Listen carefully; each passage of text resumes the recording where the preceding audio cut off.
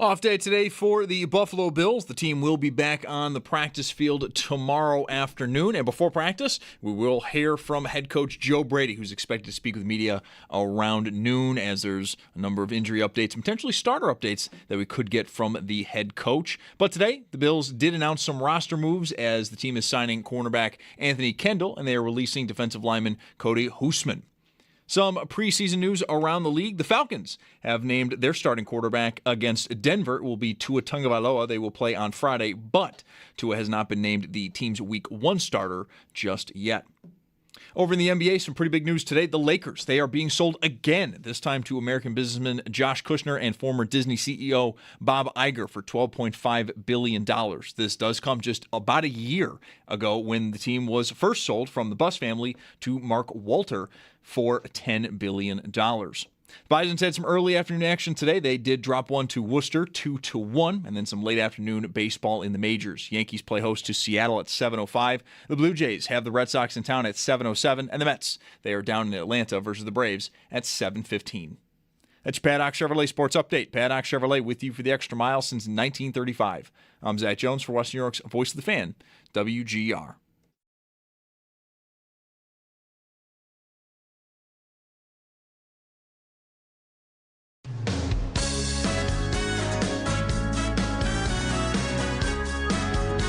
Mike Schopp and the Bulldog. Uh-oh. Guess what day it is? Guess what day it is? Huh? Anybody? Monday, Tuesday, hump day is halfway. It's Mike Schopp. Mike. What day is it, Mike? And the Bulldog. Hey, guess what day it is? Oh, come on. I know you can hear me. It's Mike Schopp and the Bulldog. Guess what today is? It's hump day. Woo-hoo! On WGR. Hump day! Sports Radio 550. Hump day. Hump day. I got your hump day.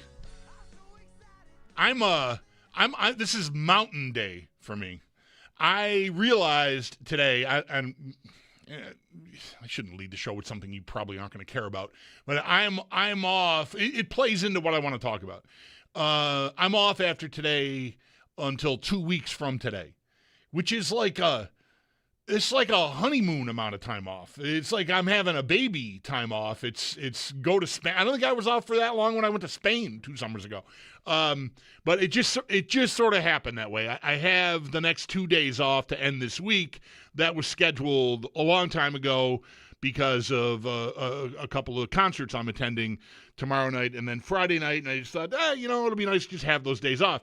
And I'm usually off at the end of August, like leading up into Labor Day. That is, almost every year that I've been working with Mike, I've been off the week leading up to Labor Day, and then I roll back in here on the Tuesday after, and it's football season, and we go. That's just been how it's been. But the way it worked out this year, my wife recently changed jobs, couldn't get that week off. She could get next week off. So I ended up, and thankfully the company was nice enough to allow me to tag on the week. And then what happens after that week, the 24th and the 25th of August, Monday and Tuesday, after my vacation week is over, well, I tacked on a day because I'm playing in a Sabre alumni golf tournament. I was invited by the nice folks from Roswell Park to take part in that again this year, and I'm excited about it, so I wanted to take the day off to do that. And then, as it turns out, there's another golf outing here at work. One of our managers decided it would be nice to get all of the shows together on Tuesday the 25th is the date that they landed on, so that turns out to me to be another day where we're not doing a show. Someone will be in here doing the show, but it will be neither Mike nor myself because we're going to play golf. So anyway, that's how I end up with 2 straight weeks off. And with that in mind, I want to, for me anyway, I guess this might be a little selfish, but I get the impression people are still in the mood to talk about the stadium. So for me, I might sort of look at it as my like last call for me anyway. Like if you want to talk to me about the stadium, I don't know why you'd need specifically to talk to me, but I'm one of the people that sits in these chairs and has access to the microphones and the airwaves. So like I'm on the list. So I have a feeling that there's a preseason game on Saturday, and there will probably be stadium commentary following, more people. I don't know how many of them will be different than the people that were in there on Saturday night for the return of the red and blue, or is it the blue and red? Whatever. The marketing's not that important to me. But for the practice on Saturday night, so you're going to get maybe a full house on Saturday for a preseason game. Although, I don't know. I shouldn't assume that. There wasn't a full house for the practice. I think it was 51,000, and the place holds around 60-ish. Anyway, there'll still be some stadium stuff, but I just have a feeling by the time 2 weeks from today rolls around, no one's really going to be talking about it. It just maybe by then, anyone who has a problem that needs to be officially addressed by the Bills will have had that opportunity, and I don't know, maybe we'll be taking complaints from people who feel like they didn't get enough out of their complaining to the Bills and whatever the Bills offered, if assuming they do anything, for people who are feeling like they got, I don't know, misled or whatever it is.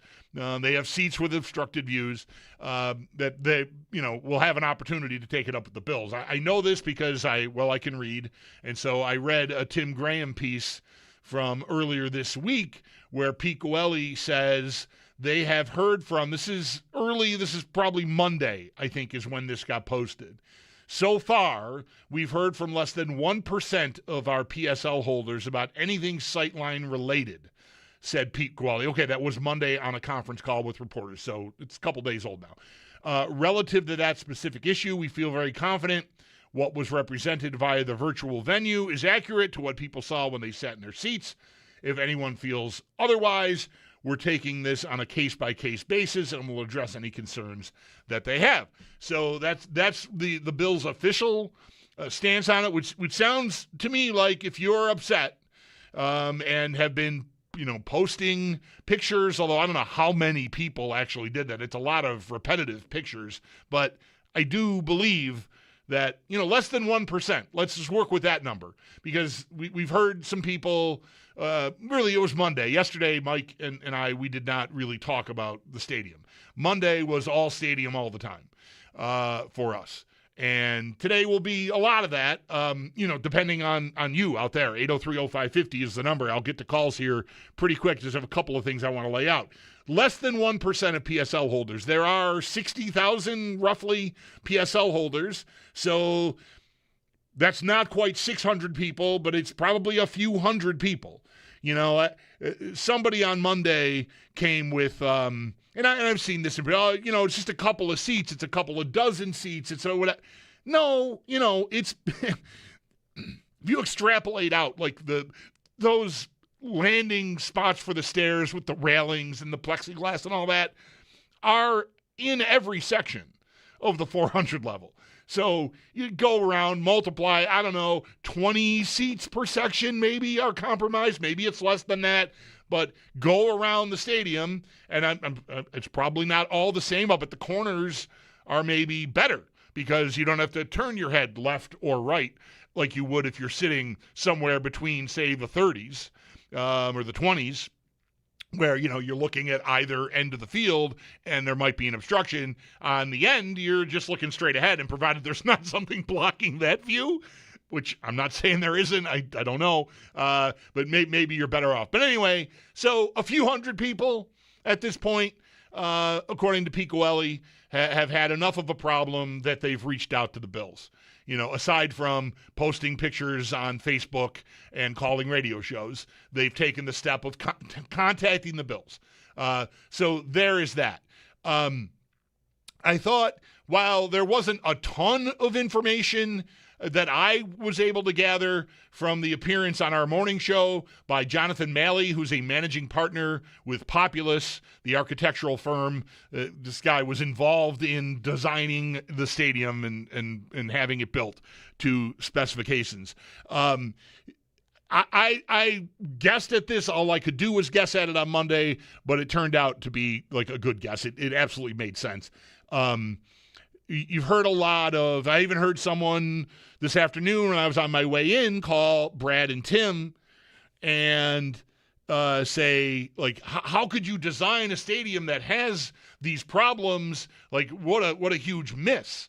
And I don't know how many people that are hearing my voice right now are still thinking that like somehow the Bills and this multinational design firm, Populous, and everyone else, Legends, everyone who contributed to building the stadiums, they're in the stadium building business, that they somehow miscalculated and that didn't know that these railings and these stairway landings were going to be in the way. I'm sorry, I'm chuckling. On Monday, all I could do was guess. Like, it's not a flaw. It's not a miscalculation. It was planned. Like, you have to make concessions, you have to make accommodations if you want certain things present in the construction and in the finished product.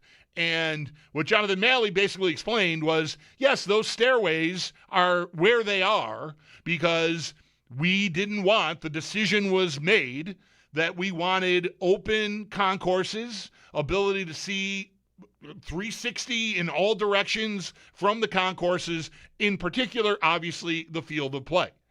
And that you can't accomplish that by having stairwells and other ways to get people up from that concourse to the upper deck, the top deck, which is the 400 level now in this stadium, without congesting those concourses. And we didn't want to have that. So this is the alternative. You get some number, maybe numbering in the hundreds of seats that are going to be to varying degrees. And if you're on the high end of obstruction, maybe you've got a bigger beef and are more upset if you didn't see it coming. My sense is that maybe the majority of people who bought these PSLs for seats that would have the obstructed views, their eyes were open going in. They were told, they were informed, and they still went ahead with, yeah, it's fine. At this price point, I can work around that. I can live with that. But the idea that somehow the Bills, they can't get out of their own way. They built a stadium not knowing of course they knew. It was a choice. I'm not going to try to, on some comedically amateurish level, break down the engineering that goes into building this gigantic football stadium. But I don't think you can't do everything. If you wanted the wide concourses and wanted to make them wider to accommodate room for stairs and ways to get people up and down, then you probably are pushing the seats further away from the stadium because the structure of the facility itself needs to support the seats, and the seats need to support the concourse. It's like it's all married, right? So you can't just widen everything. You can't just, infinitely just press out without pushing the seats away. So you want the seats closer. Anyway, we landed where we landed. And I know for me, I said this a couple of times on Monday. I'll say it again now because I do want to, get into this with all of you at 803-0550. That when I first saw the pictures, I learned a lot in the 48 hours or 36 hours that followed the practice. Because when I first heard about obstructed view seats, I thought, it's 2026. What are we doing? Why does this have to be this way? Why do you choose to design a stadium this way? And what I've come to learn, and Jonathan Malley from Populous made this point, there's, I think he said 14, newish stadiums in the NFL that have very similar, I don't want to say exactly the same because maybe every building is subtly different in certain ways design-wise, but very similar issues with sight lines, with an open concourse that is below the 400 level and is accessed by stairs, etc. And so right away, when I started seeing pictures and reading about this being the case in other stadiums, that's what leads me to guessing, yeah, no, it's not. Nobody made a mistake. And I never really thought that they did. I just sort of blew my mind that that's the case. But it is. And so it's not like the Bills and Populous in this construction project have the market cornered on that. It's a trade-off. And I know, like, you can, easy for me to say, well, I want the wider concourses, so let's sacrifice, a few hundred seats and make them obstructed view because it's better for everyone. Like, it is, literally, like, if there's, however many thousands of people are going to be sitting in the upper deck that don't have obstructed views, they're going to have an unimpeded view of the field and a beautiful, wide, comfortable concourse to go do whatever needs to be done, food, beverage, bathroom, or even just hang out. Like, that's available to everyone, and I think that is for the greater good. But in the end, the people that have to put up with the obstructed view maybe feel a little bit less like, oh, yeah, I love the big, wide concourse. It's great. Maybe they would say, I'd rather be able to see the whole field from my seat and have more of a old Ralph Wilson Stadium, closed-in concourse. But whatever, the decision's been made and the PSLs have been purchased. And again, the Bills are talking, like, I don't think they're going to be holding news conferences about this subject or anything. Like, I don't expect updates. I would expect them to quietly deal with people who have legitimate complaints, feel like they have images from their virtual tour, whether they were in person or online, and it doesn't exactly match what the reality is. And I'm not in a position to tell you what exactly the Bills are prepared to do about or for these people. But I think they will have an opportunity, I think, to present to the Bills, like, this is what I was shown, this is what I was told, and this is what I got. End result. And, this ain't so great. Doesn't really jive. But again, my sense is from sort of dipping in and out, listening and reading over the last 3-4 days since this has become, almost an endless story, is that I think more people than not, I think sort of got what they expected, got what they signed up for. Like, I knew this was going to be a thing, and it's not ideal, but I'm gonna make it work. I decided to make it work, and I will. So, easy for me to guess at that without knowing every case, and how could I? But I just wanted to clear up that part of it. It's not a couple of seats. It's not a couple of squeaky wheels. If it's anywhere near 1% of their PSL sold, it's hundreds of people that are upset or complaining. So there's that. Although Peak Willie did say less than 1%. That's why I'm not saying it's 600 people. But I would imagine it's a few hundred people. And so there's that. And the other part, which, again, probably by now is obvious, no mistakes were made in the construction. They didn't get done. It's like me putting molding around my floorboards and I cut the angle wrong. Shoot. All right, well, I'm out of mold. Can I live with this? Whatever. It's the attic. No one's going to notice but me. I'll deal with it. That did not happen on a $2 billion stadium construction project, okay? They did not get done and go, oh, the stairs. Wow, what were we thinking? It was a plan. It was a concession. And so, you can be mad about that or accept it. But it was not an accident. It was not. I measured wrong. Okay. I'm chuckling. I think there is still some of that out there. So you can alleviate that, right? The decision basically came down to some obstructed view seats so that we can have the concourses free of ways to get people up and down from the 300 level to the 400 level. or really for the 400 level people to access their seats at all, because I believe they are accessing it through those stairwells on the 300 level concourse. So they are sharing a concourse, the 300 level and the 400 level. And so to make room for the stairs and keep the concourses clear, that's what you got. 803-0550. I do think all of that makes sense. It doesn't mean you have to be accepting of it or even like it. But I'm just telling you, like, that's basically the deal. 803-0550 is the number. Michael is first up this segment. Hi, Michael. Thank you for calling. You're on WGR. Hey, Chris. Thanks for taking my call. You're welcome. I just wanted to touch on all the non-local negativity that I see online. I had one kid who's a social media guy. I don't follow him, but he comes across my feed saying that this is the worst mistake the Bills have ever made in their entire franchise. This guy doesn't even live in Western New York or Southern Ontario, or is even a real Bills fan. He's more like looking for clickbait, right? Sure. And especially on the seats with the plexiglass, what do people expect? Do you want some inebriated idiot falling down those rails and eventually hurting somebody or hurting himself? Okay, yes, it's not the best, but it's not the end of the world.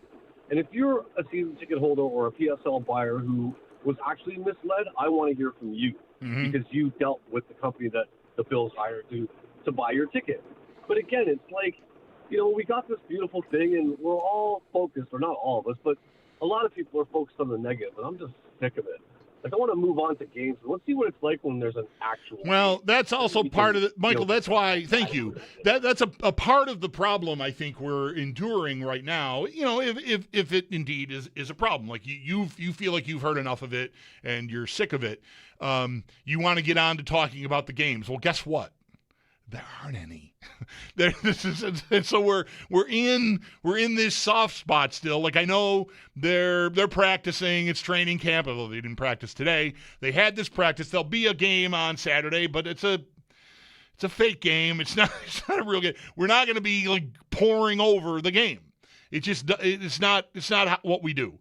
There are outlets that will do that, but it's not like we don't spend all day Monday talking about their 3rd and 7 play call in a preseason game. It just doesn't happen, right? So we're in a spot right now where we are, I think, as a fan base, as consumers of media and of football, we're just in a soft spot where we're susceptible to getting swallowed up by something like this. Yes, I totally believe that people who have no interest in the Bills are farming and populating social media websites with stories and photos and horror stories about the construction and the difficulty in seeing and all of it. That's just how it works. I heard Graham. I love that Brad and Tim are in here for 2 hours a day. I mean, Tim's not here every day, but still, it's great to have them on the team. And I heard Tim, I think yesterday he was at practice and he called in the 2 o'clock hour and said something to the effect of like how he, Saturday he went to the practice and walked around the stadium. He was mostly like field level, 100 level, and he talked to fans and he shot video, and it was all very positive about the stadium. Like, here's the first opportunity fans have to gain access to the stadium, and here's this little video piece kind of highlighting that with some man on the street reaction, whatever. And then, like, eventually, I think by Sunday morning, he becomes aware of what, just like a lot of us did, that there was this growing concern, outrage even, about sight lines and obstructed seats, and I was misled and all this sort of stuff. And, Tim works, in addition to doing a 2-hour radio show here on weekdays, he's, full-time reporter with The Athletic, which is a division of the New York Times. And what do they call Tim Graham and tell him, Tim, we need stories about this. We need more. We need Bills brass. We need more people, more fans, whatever. I mean, that it's a story, right? And just like anything in this media environment, it is people want this. We need to feed it to them. We need to be the people we need to be the outlet that is feeding this story to the populace. We need, I shouldn't say populace when we're talking about a company that designed the stadium, the general public. And so if the New York Times and the Athletic are doing that, like, of course, like smaller, independent, clickbait type aggregators and whatever are going to come piling in, flying in off the top rope with the people's elbow on this story. It's just the world we live in. So, you have to make a choice about how much of that you want to consume. You don't have to click on every story and read everything. I mean, Facebook is especially egregious in this area. Long before stadium construction stories and sightlines, like a lot of the sports content that shows up on Facebook is just absolute, utter horse crap. I mean, it's made up garbage. So you got to be discerning about some things, I think, in that way. But it should be no surprise. I mean, you're to me willfully being naive if you don't understand why people outside are grabbing this story, because you've got an opportunity to try to get views and get advertisers, and like that's the way the machine works, and it's never been scuzzier in the streets of that world than it is now. So of course that's happening. That doesn't mean to me, though, that there aren't people that have like a legitimate beef and deserve to be heard. So I'm offering that. I mean, I've heard Brad do this same thing. Like, if you are not someone who's from outside the market, if you're someone who sat in a seat and went, man, this is not what I was shown, and I'd love to hear from you, and we could talk about it. If you're someone who like actually has the obstructed view and went through the virtual tour and was shown what you would be dealing with, and it's pretty much exactly what you signed up for, I'd love to hear from you too, because I believe that those people far outnumber the people who have been aggrieved. But a lot of that's just a guess, because there's a finite number of people we can talk to on a given day, and there's no way that I can know how many people legitimately are upset, and how many people are just sort of play acting. And there was a lot of play acting about the PSL practice versus the other practice. Like, I don't believe people with PSLs, like in the hundreds or thousands of people, were mad that fans who didn't buy PSLs were going to get to go to a free practice. But enough people purported to be that and made enough noise that, it ended up getting talked about. I don't think this is quite that, but I think maybe there are similarities. You might have people that are aggrieved just by the fact that the stadium priced them out of it, and so now they're taking the opportunity to dunk on the stadium. Like, that could be a part of it too, but I do think there is, at least, and the Bills acknowledging that they're talking to people who have a problem with their sight lines, that they're going to address it. It's not something they're just blowing off, saying, "Oh, well, too bad, we got your money, you signed up," or anything. I mean, that would just be ridiculous. They're not doing that. Anyway, 803-0550 is the number. Would love to hear from as many as we can here during the next half an hour or so. At 4 o'clock, we'll shift gears and talk with our old friend Ian Hartitz. He's now with RotoWire Fantasy. Yes, it's a fantasy segment. Mike's not here. Someone hold my hand. I don't know how I'll do it, but we'll do that. And then Thad Brown from Rochester TV will be on with me at 5. But in between, really, this is what I'd like to focus on. I'm the Bulldog. Mike is away today. This is WGR. For more comfort. Now's the perfect time to make yourself comfortable with a new electric heating and cooling system from Belknap. In Western New York, summer and winter bring extreme temperature conditions. Make yourself comfortable with Mitsubishi electric heat pumps, designed to keep your home cool in the summer and warm in the winter, no matter how hot or cold it gets outside. Call Belknap today to learn more. I'm Gary Garfalo, president of Belknap. We work on your schedule. We don't charge more for weekends and evenings. That's why we say, Give Belknap a ring.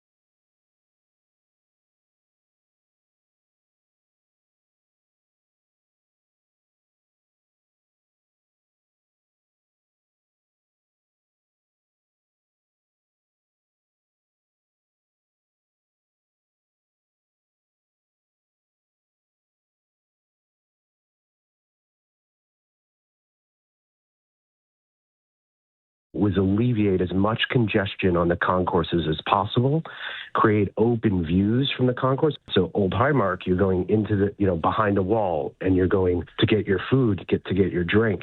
So we wanted to keep those stairwells out of that concourse and put them on that leading edge. And this is not unique to Buffalo. There are 21 professional stadiums between the NFL and Major League Baseball, 14 of which in the NFL, that have the outboard stairs. It's common practice. It's a way to create those views from the concourse, alleviate the congestion. And so when you go in and get your drink, you can actually catch a view of the game. That is Jonathan Malley with Populous. Heavily involved, that gentleman was Jonathan Malley, managing partner with Populous, in the design and construction of the new Highmark Stadium. He was a guest on the morning show. He broke into the 6 a.m. club. I saw Jeremy introduced him. I think he was on at 6:30 with them, and it's rare. I know from only a couple of years of working the morning show, probably only a handful of times we talked to somebody in the 6 a.m. hour that wasn't just a phone caller. It's not ideal. But anyway, that's basically what I laid out in the first segment. There's choices that are made, and the Bills, like many other newer stadiums, chose to have the, I guess, convenience, the appeal of the open, wider concourse, so that you can not be closed off from the game when you decide to go, for whatever reason, to the concourse, restroom, food, drink, purchase, whatever it is. So that's the deal. And that was probably pretty obvious to many people, but I still have heard the occasional, how could they have designed a stadium like that? Well, that makes it sound like it was an accident, which of course it was not. You can think they chose poorly, and that's absolutely, you're right. But they made a decision, I think, based on the construction of other, I think, mostly well-received stadiums, which I do think this stadium has been mostly well-received. I think we just have this one part that is going to take some time, I think, to settle into. And we'll see where that all ends up. Another page of this book will be written on Saturday when the Bills host the Carolina Panthers in a preseason game, and we'll see what we learn from that experience about the sound in the stadium and the visuals, the video boards and all that, because I don't get the impression, especially with the sound, that everything was full out on Saturday night. So if you were there and experienced difficulty hearing and muffled and whatever, I think maybe you'll be in for something entirely different when we get to an actual game. That's largely a guess on my part, but I feel like the Bills have indicated as much. I just don't want to say I guarantee it's going to happen, but I'm sort of expecting that. 803-0550 is the number. Jim is first up this segment. Hi, Jim. Thank you for calling. You're on the air here on WGR. Hey, good. How you doing, Bulldog? Doing good. Just I'm a season ticket holder for quite a few years, and when we went to do our sitting for the PSL, when they sat us down and showed us what the view would be from our seat, and I sat in the lower bowl near the top, and I really liked that area. A couple steps, So, Jim, I'm sorry, I got to let you go. Your cell is breaking up. But I know from I'm assuming you told Zach what you really wanted to say, which was in the little window here. If you want to try back, go ahead. I'm happy to welcome you back in. The lines are wide open right now if you want. 803-0550. Jim was, I think, about to explain that he was shown, or they were shown, seats with obstructed views, and it was very plain to see. And what the comment in the little window on my screen said he wanted to say was, I have a hard time believing people were misled about it, which, largely I agree. I don't think the Bills could get away with misleading people. But what I would want to say, again, and I mentioned this a few times on Monday, I think it's one thing to be at the point of purchase, that's not even the actual stadium. It's a virtual tour. Whether you did that, some people I think did it, actually virtually, like from a Zoom type call, or they went to the Buffalo Bills Experience, which was in the Walker Center in Williamsville, and it's not actually being in the seat. And there can, I think, be allowed for there being maybe some variance there. But what I know firsthand from one friend of mine who went through the process is that he was told, like sitting there, he wanted to sit up top, likes the view from up there, was presented with a seat that had some railing, glass partition, staircase, whatever. He had an obstructed view and was told it won't be that bad, it's just a rendering. And this person, wisely, did not want to settle for that. And so they kept sort of going back and forth, moving, let me try 2 rows up, 2 more over, that kind of thing. And went back and forth numerous times. I don't have an exact count. Until he arrived at a seat that he felt would be either minimally or not impacted at all by any kind of an obstructed view. But if he had just taken the person he dealt with at face value at, it's not going to be that bad, it's just a rendering, it won't be that obtrusive or whatever, maybe he would have had a problem. So I think you got to leave some room for that possibility, because again, I know this is someone who, to me, is not going to resort to hyperbole in telling me this story. In fact, he's sort of bragging that he went far enough in the process and was thorough enough to make sure he got away from the railings and the stairwells. So, I think that piece matters. The other thing that I would say for me, and this is not an experience going through the PSL purchase process with the Bills, but I mentioned this a couple of times on Monday, and I do have room for some. It doesn't make you right, and I don't know that you would have a leg to stand on with the Bills if you wanted to take your case to court, so to speak, right? Go to them and say, I was told a certain thing, and this is what I ended up with. I think what you can do, I can do, in a situation like that is, okay, what's the opposite? I'm coming here, I'm a Bills fan, I've been a season ticket holder for 10, 20, 30, 50 years, I don't know, whatever the case, right? I'm proud of that. I want to support this new stadium. I have the income. I can afford this at a certain level, right? I might not be able to afford the suite where the Bills players come by and dip their chicken wings in my blue cheese, but I certainly want to be in the place, and I can handle it financially.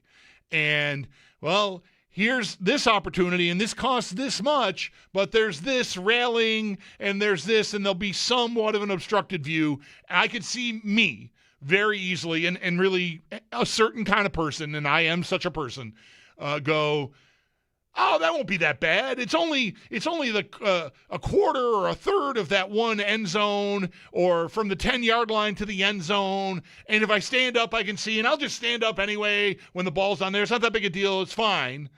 And because you want to buy this thing, you want it, and you don't want whatever obstacles are presented, whatever challenges present themselves, you don't want that to get in the way. So you're like, yes, I'm fine, it's fine. I'm not worried about the railing. And then you get there, and it's 2 years later, and maybe you forgot what that image even looked like, and now you're there, and you're like, oh, damn, what did I do, And maybe in some case your friend who you partner with is like, dude, this is, what are we doing? And I have some sympathy for you. Again, I don't think you probably have a legal leg to stand on, but I feel you, You bought a big, important thing, and you ignored what maybe the potential downsides were because the thing was so shiny and so new and so exciting that you just had to have it. And there can be room for remorse there. I don't know, again, that you have, room for any sort of compensation, for from your contract and your relationship with the Bills, but you've got my sympathy if it matters, because I bought a house and did that. I did not realize how loud my home was going to be when we bought our house.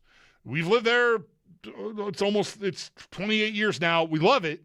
We've grown accustomed to it, but there was a moment where the weekend we moved in, Halloween weekend of 99, I'm sitting on my porch on a Saturday at like 5 or 6 o'clock, and church is going, and there's buses going by, and I'm just like, man, I live on a busy street.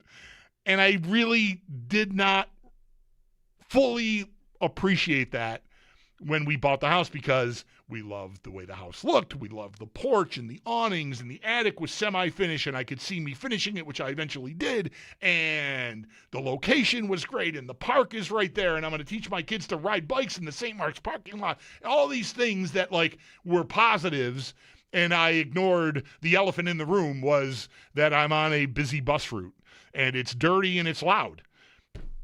You know, I didn't. It wasn't bad enough to move, but it wasn't ideal, believe me. So I feel you if you made compromises in the moment when you signed up. 803-0550 is the number. More of your calls right after this. I'm the Bulldog. This is WGR.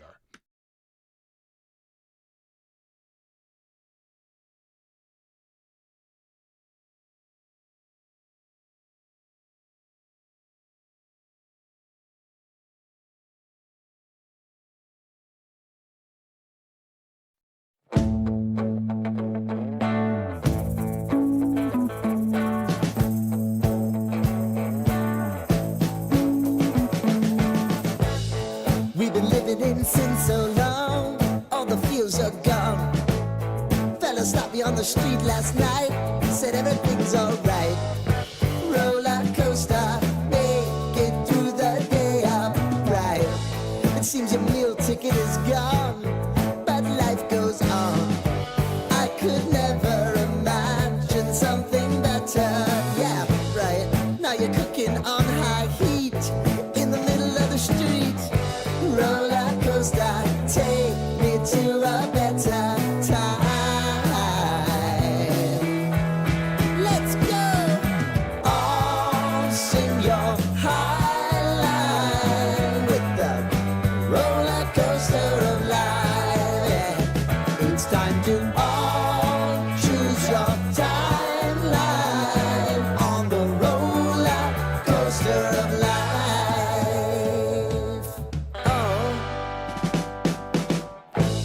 You seem to easily forget how to place your bet.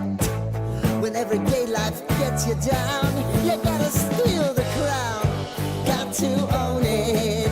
Don't bitch and moan about it, please. God forbid you scrape your knees, and it's nothing to sneeze at. Oh, I've told you over and over again. You gotta get both hands around it and make your own plans. Roller coaster, it's taking over, it's about time. Oh, all sing your high line on the roller coaster of life. You've got to all choose your timeline with the roller coaster of life.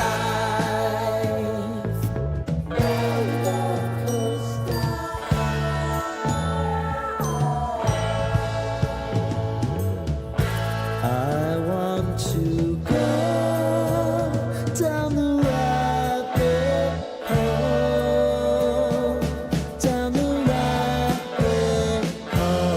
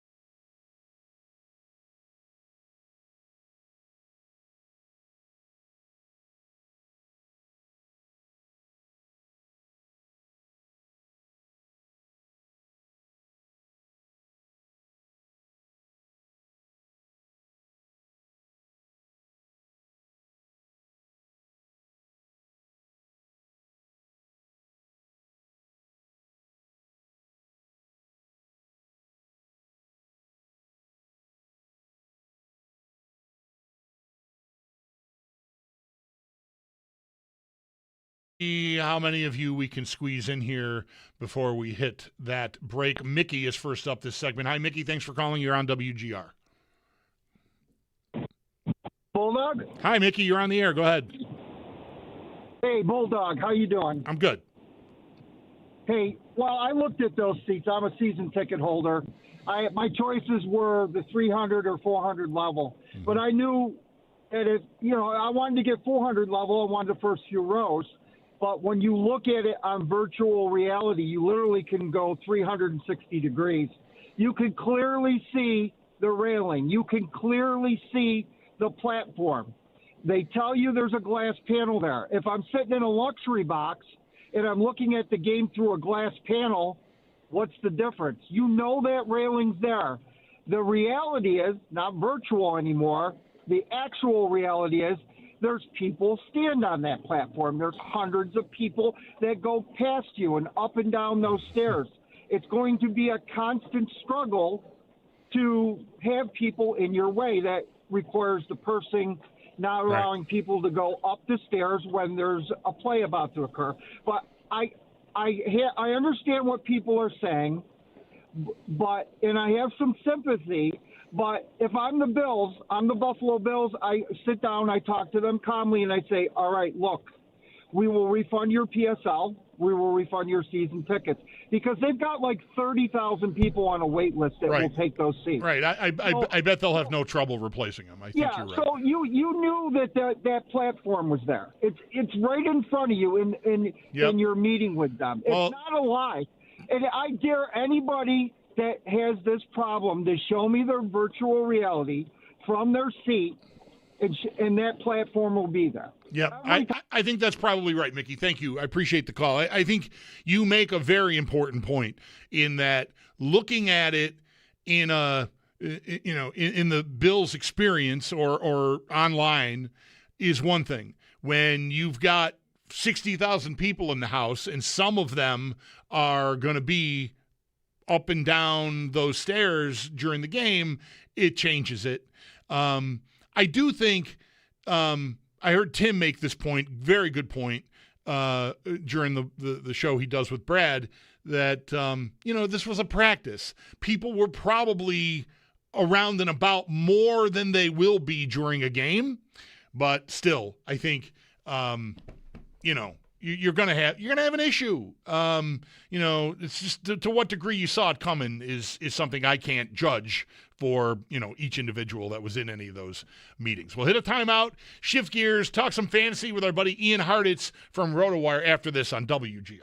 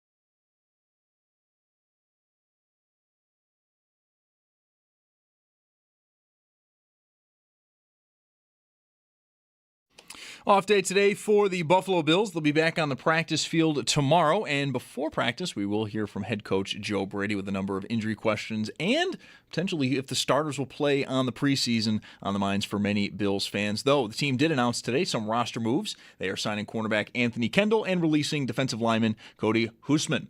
We do have some news around the rest of the NFL, namely with the preseason. Falcons quarterback Tua Tagovailoa is going to start on Friday when Atlanta plays Denver, but he has not been named the team's Week 1 starter, just the starter for the game against Denver. And then Bucs wide receiver Emeka Egbuka, who left practice earlier today. It is confirmed he suffered a minor toe injury at practice again earlier today.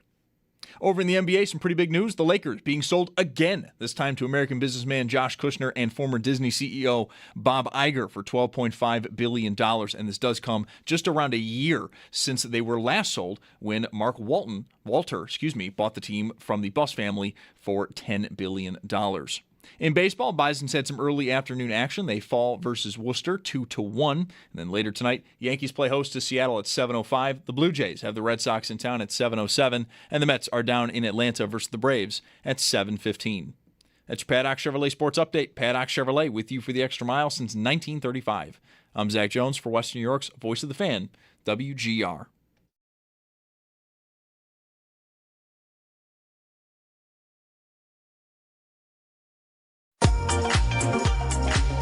Mike Schopp. Hey, put a little. I never get this line out the first time. It's not even good. Hey, put a little bit more in there, cowboy. And the Bulldog. What's your degree in? Kicking ass and taking names. On WGR Sports Radio 550. Oh yeah, we have reached our cruising altitude here on a Wednesday. Thank you for tuning in. I am the Bulldog. Mike is away today. Joining us right now on the West Her Hotline. From RotoWire Fantasy, Ian Hartitz, a frequent guest of the show. Ian, I'm going to say something to our audience here that I hope you're aware of, but I wasn't involved in setting this up. Mike was. You know, he runs wild in the fantasy streets with you and Theo and everyone else. But you guys at RotoWire, I think, are going to be doing a regular gig with us on Fridays at 4:30 once football season gets here, and we're excited about that. I heard, man. I'm very pumped to be doing that as well. So obviously it's draft season right now, but got to keep those minds right throughout the season. So 4:30 on Fridays, man. We got some injury news flying. I'm excited to be chopping it up with you guys. It's going to be great. Yes, indeed. Oh, you said chop it up. Oh no. Mike can explain. I talking ball and chop it up are like I have like my brain breaks. I'm old. Well, Ian, let me ask you this: how much variety? Because I'm in one league, all right? I'm old. I'm in one league, and we don't draft until like the Tuesday before the openers. So I'm not looking at a lot. But Mike is my conduit for all that stuff. How much variety are you seeing in drafts so far? Say in the top 5, is it pretty uniform, same guys, or is there some variety there? I feel like it's a little bit similar to the NFL draft where when you're looking at, again, just the top 32 picks, maybe in fantasy it's closer to 5 rounds. It's going to be fairly close, okay? Maybe some guy has Ladd McConkey ranked wide receiver 13. Someone else has him wide receiver 17. But when there's so much attention being paid these top dogs across, each position, we're going to get some level of just uniformity, I would say, across the board. Where things start to get interesting, though, man, is, round 8+. We start having guys like Marshawn Lloyd creeping into round 10. We have the training camp hype, the Cyrus Allens of the world starting to go nuts. And all of a sudden, we just get a random highlight of Emeka Egbuka catching a ball against complete air, actively getting people to adjust their ranks. So I would say, just from where we were August 1st to now, not a ton of creepage in those first 4 or 5 rounds, but then again, man, you do have these other dudes on the hype rockets like Parker Washington, where all of a sudden, you are seeing them creep in the top 5 or so. Yeah, how much does the training camp stuff, whether it's team footage being released of super slow-mo catches like you said against air, or even yesterday seemed like it was depth chart day. I don't know if that was across the league, but my Twitter feed was just full of unofficial, which I still don't really understand. It's from the team. Anyway, unofficial depth charts. The Bills had one, numerous other teams. Like, how is that a meter mover for you at all? Almost entirely no. We've had some hilarious ones over the years. Bijan Robinson starting off as RB3 behind Tyler Algier, my guy Cordero Patterson. We had Justin Jefferson, wide receiver 3, behind not only Adam Thielen, but B.C. Johnson to start his career. I think we all saw how long that lasted. So, look, we've had coaches come out and say straight up that they have no idea where he's come from. I honestly think some teams probably just have an intern put it together. So, is it a piece of the puzzle? I guess, but a very, very small one. So, for me, football's back. Look, I'm not going to be a hater and say it's not cool to watch, fun catches like DJ Moore, catching a bomb between 3 players last week. That's a fun time, okay? But is it going to completely change my opinion on how he fits into the offense? Probably not. I would say the biggest kind of advantage that we can take when we're trying to look at the depth charts and stuff over the next few weeks, it's first team usage in the preseason. Not even necessarily how the players are performing, but particularly in some of these running back committees, it is helpful to get 3 series of that first team offense and accordingly see again how often these guys are playing. Right. The preseason can be a bit of a trick too, and it's a little backwards because sometimes guys who play are the guys who aren't valued, and the guys who are the guys who are being hidden and protected, and so that can be a little tricky. Ian Hart, it's RotoWire Fantasy on the Wester Hotline with us here. Are there any guys, I asked you about, uniformity within drafts, and you went right through like 5 rounds worth, and it's pretty uniform. Are there any guys, before we get into the Bills, because once we get into the Bills, I may never come out, that you're higher on than the rest of your community, or even lower on? Like, is there you got a flag plant guy at all out there, or numerous guys? I'll say a little bit later because, again, I laugh sometimes when people are like, oh, my God, look at the start of this fantasy draft. And, yeah, you know what? If you throw a dart at 5 top 50 players, you're probably going to be feeling pretty okay, man. It's just more about those later rounds and trying to find the dudes that are going to be skyrocketing up the ranks once September actually gets here. Jordan Mason for the Vikings actually is someone who I think could be a bit of a post-hype star out here, okay? Wasn't bad last year, but also wasn't incredible. It was just more of an issue of that offense as a whole really being quite bad. Vikings running backs actually had the same number of carries inside the 5-yard line as the Raiders, man. That's how putrid the J.J. McCarthy experience really was. So I'm not saying Kyler Murray's going to go out here and be a world beater, but if that KOC offense, man, could just go from being, again, very bad to something close to average or, God forbid, good, Jordan Mason's going to be the guy falling into the end zone inside the 5-yard line. And seeing him going, man, literally outside the top 36 running backs really is surprising to me. So if you are, again, in that range, I say Jordan Mason. Both Commanders running backs, both Steelers running backs, and then Jonathan with an O. Got to catch that, everyone. Jonathan Brooks with the Panthers, former second-round pick. He's finally back from his knee injuries, and he also seems like a good situation where, yeah, probably give you a little bit of flex upside if needed, but best-case scenario, we see him actually take that RB1 job and lead that fantasy squad to playoffs. He's expected to play on Saturday here at Highmark Stadium when the Panthers visit the Bills. Nice. I saw that today. And Mason, for folks who, I remember that guy. He first became known when he filled in for McCaffrey, and like their running game really didn't change much, right? Do I have that right? 100%. We had that hilarious storyline where I believe it was a Monday night game, and he went nuts, and they were interviewing him after the game, and he said, yeah, I found out I was starting Friday night, and I've just been getting my mind right, and the entire fantasy community collectively lost our minds because we didn't find out until like Monday. So right. Gotta love what fantasy football does to some people. Yeah, that is tough. All right, on to the Bills.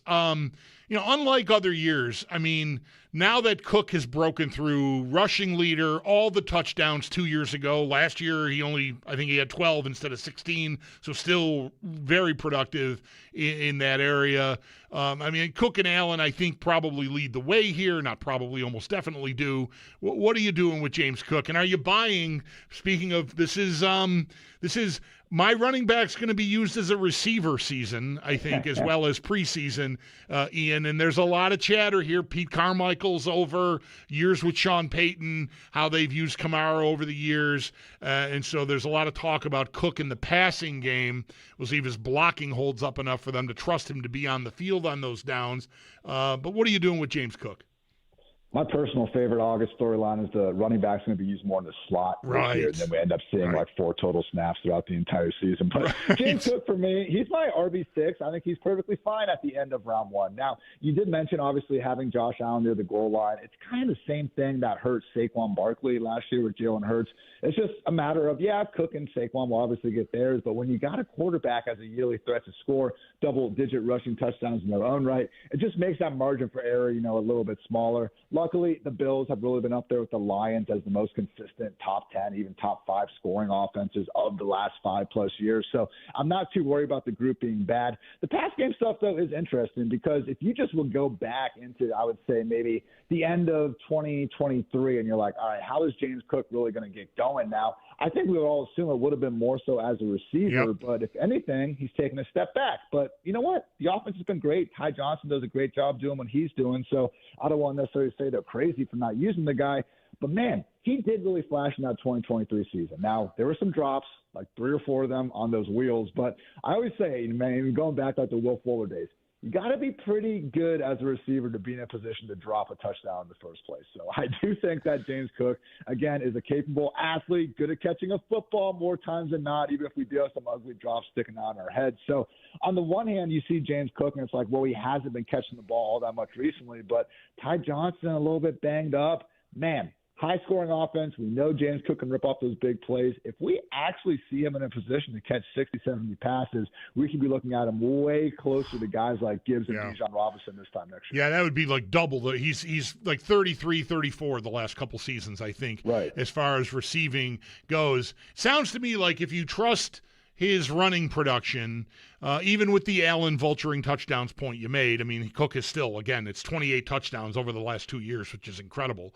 The passing game stuff, if it pops, maybe can be just treated like a bonus, so maybe you're getting value added if you're just picking him where you're picking him based on his rushing and receiving to this date. If it goes any higher than that, then maybe all the better. Do you trust the Bills to run reasonably close to what they've been running as far as like play calls go? Because there's a little bit of talk here that Joe Brady is on his own now. He doesn't have to answer to Sean McDermott, and maybe they lean into Josh Allen a little bit. There's also, Ian, a new defense here that, not all the parts, I think, are going to be exactly to Jim Leonard's liking. And if they're exploited or exploitable on defense, maybe that leads to more passing in general because your score effects in games are different.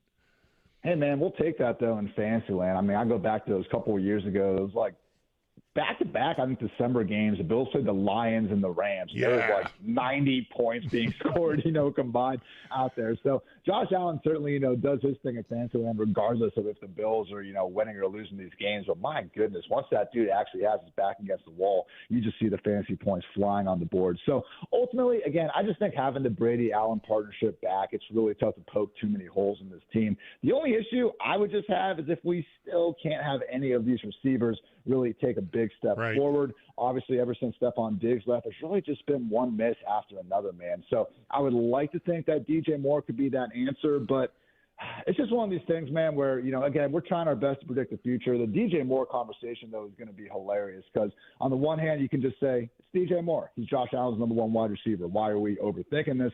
But on the other hand, we have 3 straight years of this dude's numbers going down. I happen to have a lot of respect for Ben Johnson and what the Chicago Bears do on offense. And the fact that he really couldn't get anything going there over these past 2 seasons at least, it's concerning to me, man. So, seems like good vibes right now in August. Love to see it. But when I hear DJ Moore wasn't a good fit and one of the smartest offensive minds in the system because he quits on his routes or he rounds them off, like, I don't know, man. Some of the reasoning behind why DJ Moore is going to be so much better with Joe Brady hasn't exactly, made all that much sense to me. But, Moore and Brady do have their history together, so we'll see if it works out. Yeah, right, indeed. And, Moore, there's also the question if they're going to throw it more, fine. Will they throw it more to a number one receiver? There is not a ton of evidence here, but Joe Brady took over midstream in the 23 season, I think it is, and Diggs' production went way down. And Shakir out-targeted him dramatically in the last 7, 8, 9 games of that year, including the playoff loss. So there's that. Like, will the Bills schematically try to feature a number one receiver? I kind of think that's probably nuts. I think if somebody gets open more than everyone else, Josh Allen's going to throw him the ball. Yeah, and look, it's worked for him. Everybody eats. It's been one of the best offenses in the NFL. So, if it ain't broke, don't fix it type of situation here going on. So I also do think that, DJ Moore, even though he's not over 30 yet, we are talking about year 9 at this point. This dude's been in the league for a long time. I just really struggle to think that he's going to be able to provide the same impact as literal prime Stephon Diggs when he was in there. So that said, certainly should be an upgrade over guys like Josh Palmer. We have Brandon Cooks out there trying to catch, some key passes with the season on the line. So very, very low bar. And, hey, just having DJ Moore, I know some people question, the amount of kind of draft capital they gave up to get him in the first place. But at a minimum, you could not go back into this season with a straight face, not having made any upgrades to the room. So from that standpoint, at least they're trying. Believe me, Ian, it was not lost on a lot of us here in Western New York that the final 2 passes of last season were thrown to Mecole Hardman Jr. and Brandon Cooks. This is where I say nothing against either guy, but obviously it's against either guy. Come on. That's tough. The thing, man. Like, us fantasy people, all of us nerds, we're known for holding on too long to these mediocre wide receivers. But I'm looking back at the Bills' signings over these last 3 years, and it just looks like a really sad dynasty team, man. Laviska Shenault, Quintez Cephas, Chase Claypool, Marquez Valdes-Scantling, KJ Hamler. The list goes on and on. So, yeah, I would like to believe DJ Moore is going to be the one to break this streak, but we're talking about probably Mac Hollins being the best receiver the Bills have brought in the last 2 years. And that's respectfully, man. Mac Hollins is fine, but I prefer to have someone better at some point. Yeah, that is. You left out Elijah Moore, by the way. Dozens of us still believe. Yeah, right. Ian, the Elijah Moore truthers. Ian Hart, it's RotoWire Fantasy on the Wester Hotline. How about Dalton Kincaid? That's a guy that all the metrics, like the yards per route run and target, all the stuff, he's through the roof. But he plays, below 50% snap share here, and there's been a couple of things working on you that way. One is his health. The other is everybody eats and the personnel packages and everything they've got. They've still got Dawson Knox. They've got a third tight end they love as a blocker in Jackson Hawes. You've got a very nice slot receiver in Khalil Shakir, and then the rest of the receiving core. So is Kincaid not playing as much because of the crowd, or is it because of his health? He's had what seems like, this is one of these things you can pay attention to in the summer, I think, and maybe get misled if you go too far reacting to it. But he's been healthy here all summer, and really spring and summer, which you couldn't say the last few years. So we'll see what kind of durability there is once we get to the season. But Kincaid might be the hardest nut on this team to crack because of his playing time. And it's also August where everyone is in the best shape of their lives. So I'm with you. I've been trying to figure this out for months now because Brandon Beane earlier this offseason, also I believe Joe Brady, mentioned that they were in fact limiting Kincaid's reps because of that knee issue. So if the knee issue is fixed, you would like to think they lean into all those great efficiency stats that you just mentioned and accordingly really, release this guy. We just talked about some of the sad dudes that we had, trying to catch the football with the season on the line. Why wouldn't you want to lean more to Dalton Kincaid? I think the Bills want to, man. Again, they should try to get their best players on the field as much as possible, and clearly Dalton Kincaid is one of those in the pass game. So I am optimistic that we could see a bigger role for the guy. And the good news in fantasy land is he really is being priced closer to his floor than his ceiling. Because he was so efficient last year, I think he finished somewhere around tight end 13, even on that part-time role. And guess what? That's about where we're drafting him. So if you are in that late-round tight end, kind of land, you can always find your Hunter Henry or Bretton Strange or Dalton Schultz. With all due respect to those guys, there's always going to be that, again, maybe you can fall into the end zone, catch 4 passes for 50 yards type of player. Dalton Kincaid and then a guy named Terrence Ferguson out there with the Rams. So those are the two dudes where if we do get out of week one and we say, holy crap, they ran around 75% of the quarterbacks dropbacks, they're going to be skyrocketing up the ranks in a hurry. Because wasn't that long ago when we thought Kincaid would have the full-time role. He was a consensus top 6 tight end in the preseason. Maybe the community as a whole is a year or two early. Let's hop around the league a little bit. We'll stay in the AFC East here to start out, Ian. How big a splash do you think A.J. Brown's about to make in New England? I think potentially huge, man. I mean, you're talking about a motivated top 5 consensus real-life wide receiver of the last half decade. I know there were some ill-timed drops last season, had one in the last drive against the Niners, and that Chargers game got pretty gross. But the way you talk about, the way I would say, like, people talk about A.J. Brown, you'd think he'd be washed, not someone fresh off, still posting top 12 fantasy numbers last season. And that was after battling a hamstring in the early going. So, again, understand the Eagles moved on. Didn't seem like things were going great in the locker room. But motivated AJB with his old pal Mike Vrabel and then the best pure passing quarterback of his career in Drake May. I have a wide receiver 5, and I'm scooping him up every draft I can get. How about the Chiefs? Kenneth Walker maybe at the top of the list there once you get past, obviously, the quarterback, although that maybe is a question coming off the knee injury. How about the Chiefs and Walker at the front of the line? Yeah, man, Mahomes is going to be cheaper than ever. You're seeing him like round 13 of drafts these days because, unfortunately, that passing upside just hasn't been there these last 3 years. But that's what happens when you kind of run the entire offense through such a limited player like Rashee Rice. I've equated the Rashee Rice Chiefs thing to like if the Bills just insisted on, and this is respectfully Khalil Shakir, he does a lot of good things, but it would be like if the Bills just said, we're making Khalil Shakir our focal point no matter what. That's what it seems like Kansas City consistently does with Rice. But to your main point, it should be the Kenneth Walker show. Obviously, Mahomes coming off that knee. It would make sense if they try to take a little bit off his plate. And just 43 million reasons, man, for them to try to get Walker going more so as a receiver. Chiefs running backs since 2022 and Walker entered the league dead last in explosive runs and in missed tackles forced. Kenneth Walker's number 2 and number 8 in those categories, respectively. How about Travis Kelce?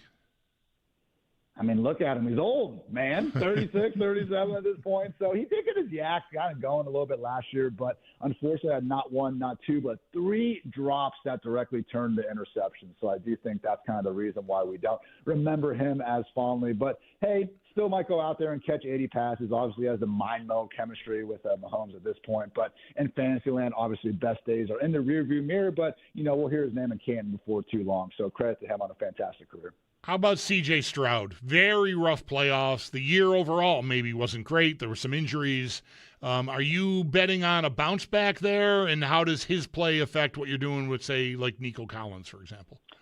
He actually was better in the regular season last year than he was in the down 2024, but you're not kidding about the playoffs, man. 10 combined interceptions and fumbles in those 2 playoff games. I mean, that's the same amount as he had in 14 regular season games. So cannot overstate how just brutal it was.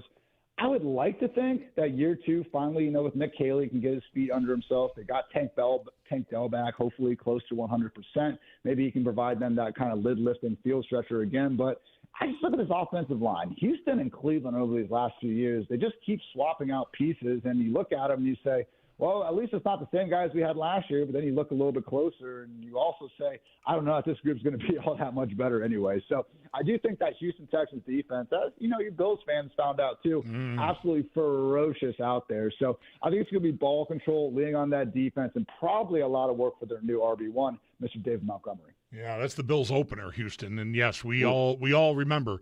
One last one before you go. Mike teases me. I've been kind of high on Cam Ward.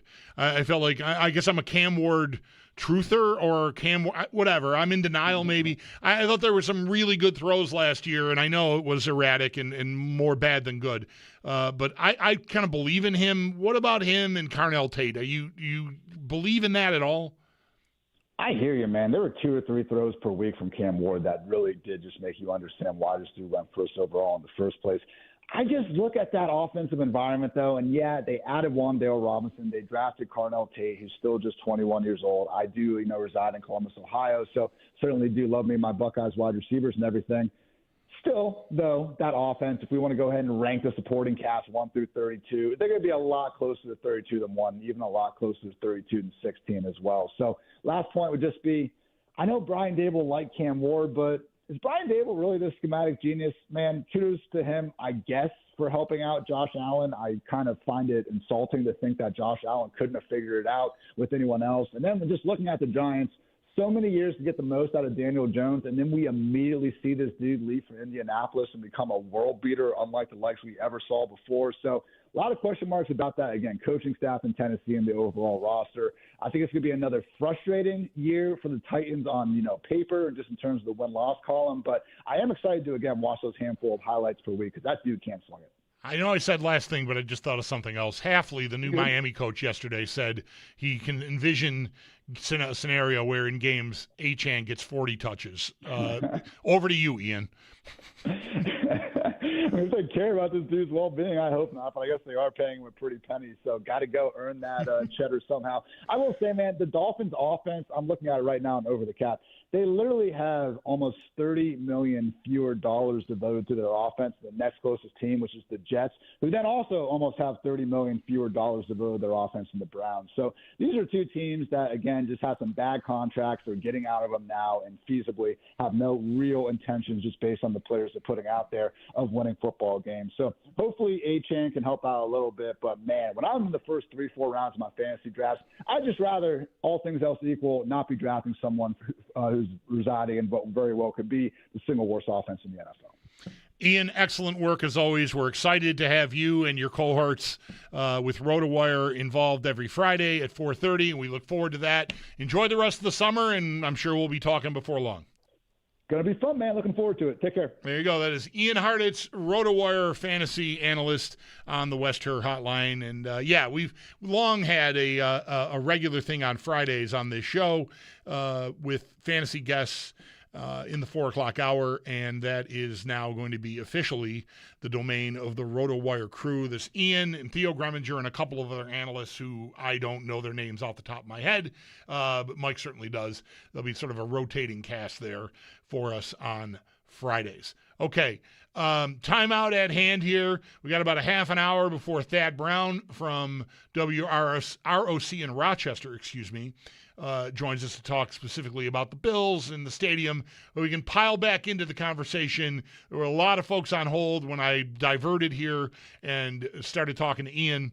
So you want to get back in on the stadium, your experience, if you've had one, and what you make of all of the noise about obstructed views and the seats. We'll reset all that and get back into it at 803-0550 as we continue. Mike is away today. I am the Bulldog, and you are listening to WGR.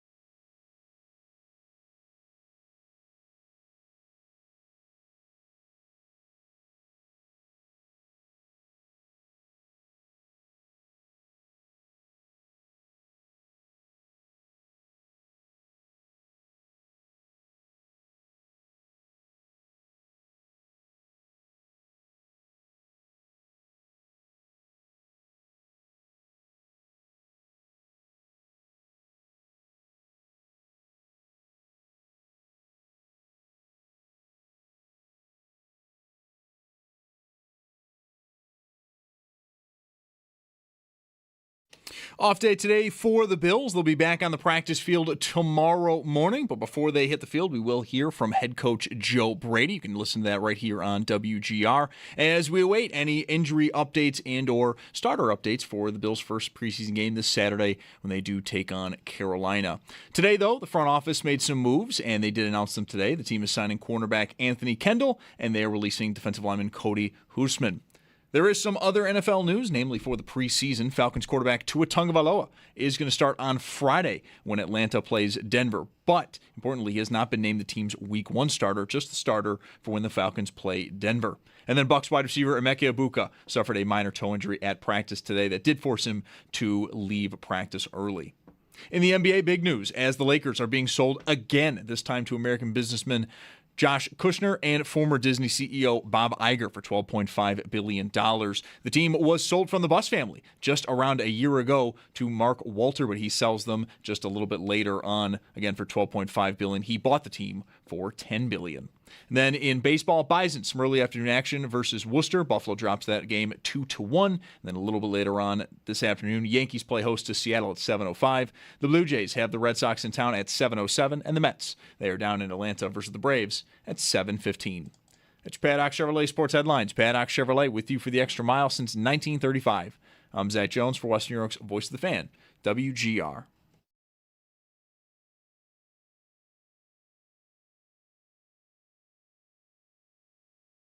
This was about focusing the eyes on the game and putting the fans as close to the field as possible.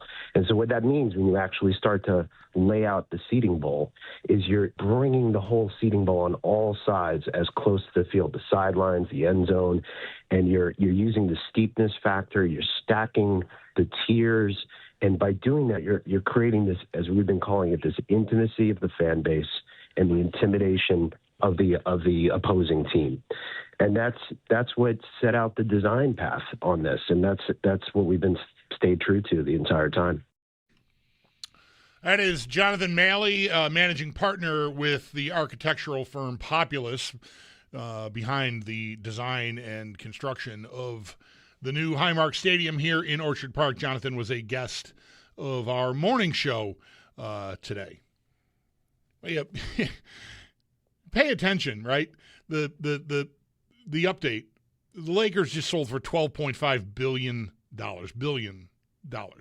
I saw earlier today the annual report on the values of franchises. I didn't see the whole list. Cowboys, $15 billion. $15 billion. The stadiums are big business, man, and we all know it. It's our first go round with it. This whole dance is new to us, with PSLs and having a stadium that is so state of the art. Look, that does not undo the problems that some fans have experienced, but it is just. Why do you build a stadium that compromises some sightlines? Well, because people will buy them. People will pay to sit in those seats. They've done it all over the league. There's 14 NFL stadiums currently that are relatively newer construction that have similar sightline issues in the top deck. It blew my mind when I found that out on Sunday. Honestly, my thought when I first started seeing these pictures was maybe like a lot of you. It's 2026. How are we still building stadiums like, Wrigley Field and Fenway Park that have pillars in the way? I mean, these aren't pillars, actually, but you know what I'm saying? There's plenty of older ballparks that have, challenges with views. The newer stuff, not so much. But it turns out that they do. Citi Field is one that uses these same sort of staircases to have wider concourses. So it's new to us, but it's obviously not new to the football world or the pro sports world, where, again, franchise values just continue to skyrocket. 803-0550 is the number. I am the Bulldog. Mike is away today. Paul is first up this segment. Hi, Paul. Thank you for calling. You're on WGR. Hey, Chris, thanks for having me. Hey, I'm the guy who played Delaware for the first time on Saturday, and you're going to have to tell me how you play those trees at some point. But you got to hit it over. You got to just hope you can hit it over. yeah. Hey, listen, I'm probably one of the few guys, I saw a picture on there, that's gone to all three stadiums, and it amazes me. We're bitching about the size of the scoreboards when I would have loved the TV at War Memorial when we were trying to get in the dog pile to fight for a ball behind the end zone because there was no nets. So, listen, my whole experience on Saturday was awesome. The only thing, couple things I haven't heard brought up. Number one is for guys that got to bring little kids in because they want to play on the field like Jeremy and all. They got $6 Jennies out there in the security area, Jennies and Blues. So if you got to go in a little bit early and leave your tailgate, at least you can get some cheap beers in there. All right. Now, I was going to say, in terms of the people with the obstructed view, I was in enterprise sales for 35 years. 98% of salespeople are honest as the day is long, 2% are not. And there's no doubt to me, some people said, hey, listen, I see this thing here, and a guy who's got to make a car payment at the end of the month or a house note said, don't worry about it. It's not going to be there. And I feel bad for those people. But I don't think we're hearing all that many stories about that. No, So, I think yeah, go ahead. Go ahead. Sorry. I was going to say, and the last thing that I'm semi-bitching about jokingly, but the 50-50 still the same. I can never even get the second number, let alone the rest of them. I got to change that. Well, maybe better luck next time, Paul. Maybe Saturday will be your day. Thank you for that. Yeah, look, I don't. I certainly was not in any of these rooms with any of the. I didn't go through this process. I didn't even. The station had access. We were invited to go to, and I think the whole staff went. But I don't remember what it was. But there was a reason I could not attend. So I didn't even get that. But it would not have been much of a sales pitch because we weren't there to be buying. We were there more or less to learn what the process was going to be like.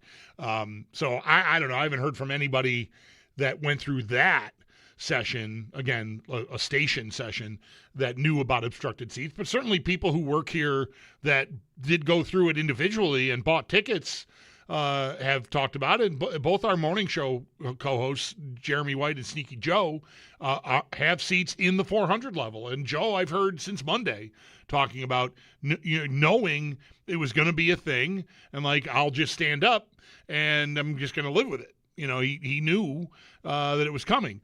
I did have another friend of mine who told me he was told, don't worry about it. It won't be that big a deal, kind of like Paul was implying.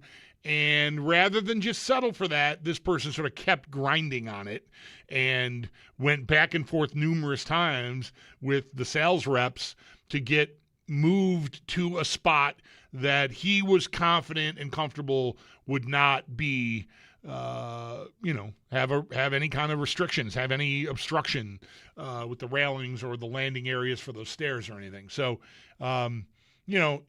some of it was, you had to maybe be vigilant on your own, which is where that part that I sort of have some sympathy with fans who, to an extent, maybe didn't really fully take that information to heart because their wallet's full, their bank account's flush, they want to buy these tickets, they're proud of it, and this is my price point. I want to be here. I can afford to be here. Oh, there's a railing. Oh, there's a glass part. I can see through the glass. Oh, I'll just stand when it's over there. And then you get there and all the foot traffic and everything, and you just sort of, oh man, can I really live with this? But in the moment, at the point of purchase, I realize this isn't like buying a pack of gum. You probably slept on it and wrestled with it. But in the end, you wanted to do it, and you did, and maybe didn't pay enough heed to what the images really were telling you were going to be dealing with from a sightline perspective. I mean, I think that's entirely reasonable. There's no blaming the Bills for that, really, unless you were willfully misled by them, which, that's a whole other thing. And I can't, again, it would be reckless and stupid for me to accuse anyone of doing that because I simply have no idea whether it actually happened. The best I've got is this one friend that I trust that said he was told he was sort of underplayed how much of a problem it would be, and they moved around enough to get completely free of it. But I can't speak to obviously each individual situation. Chuck is next up. Hi, Chuck. Thanks for calling. You're on WGR. Hey, I just want to let me just try to get this quickly through, like from beginning to the sales experience. The previous caller had mentioned something about it, the trustworthiness of the sales rep. I went in twice. I have 2 PSLs, so I have 4 tickets, 2 separate spots. The average age of the 2 reps that I dealt with were 22 years old. They were rehearsed, and they were definitely trained to tell you what you wanted to hear. That's a fact. And you went through the process. When the graphic came up, in the old stadium, I sat 40-yard line, lower bowl, 17 rows up. I think I sat next to you one game. But anyway. Oh, nice. I couldn't afford those tickets. Right. So I said, well, what does it look like here? What does it look like 400? What does it look like 200? What does it look like 300? They all look good. They all look kind of the same-ish. Mm-hmm. So that part of it was you were going to buy a ticket. And then the process went to, if you don't buy the ticket today, you may not get a ticket. That really pushed the process. Yeah. What has me upset about at least Saturday's game and the whole experience of I'm stuck with these tickets, and I am stuck with tickets for the greatest team on the face of the earth. I was sold on the fact I'm undercover. I'm on the 40-yard line. I'm in 438, row 8. I'm undercover, and there's going to be no wind in that stadium. So I don't have to bring all my winter gear. I don't have to do all that. I park pretty close. I'm at Prohibition. I walk over. I'm in. I'm good. Then the storm hits, and I'm soaked. And I'm like, I don't think I signed up for this. Mm-hmm. And then, of course, I'm getting a little feedback. I'm a big Facebook guy. I'm getting feedback like, are you that stupid not to think that it's going to be windy? Now I feel stupid. But that's not what I was sold. Right. I was sold on there's not going to be any wind. That's why we have a toilet bowl. That's why we have this. Yeah. So to me, I know they're not going to change the stadium, but to me that was pretty bad. And I just want to mention this too.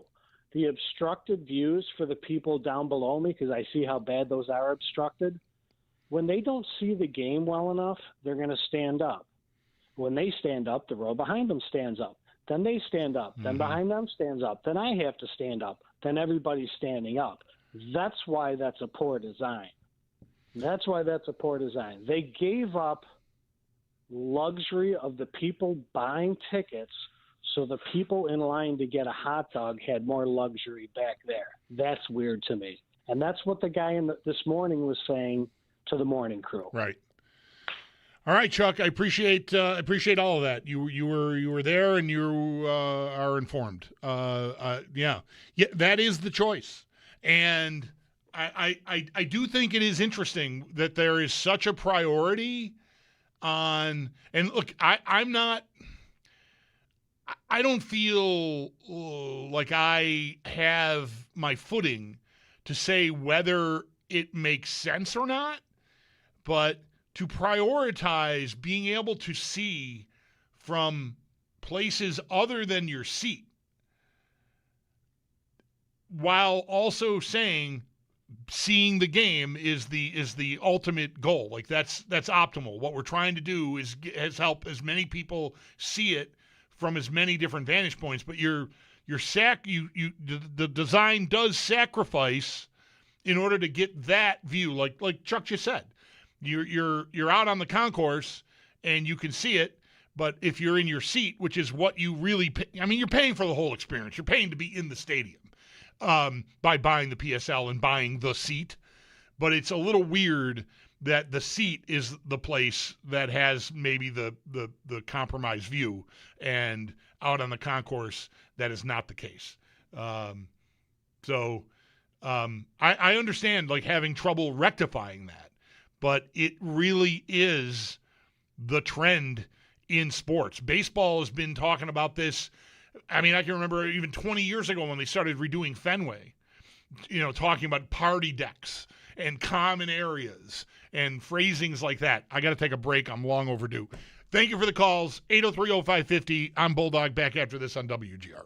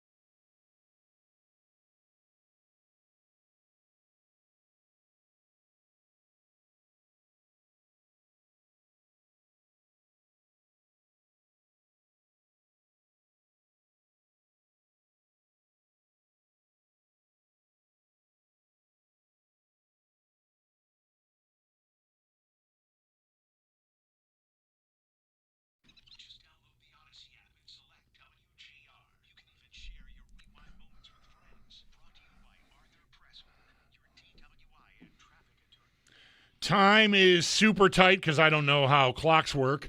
Good for you. That avoids you having to listen to me complain about the length of time they have spent reviewing a play at first base in the Little League World Series game I'm watching.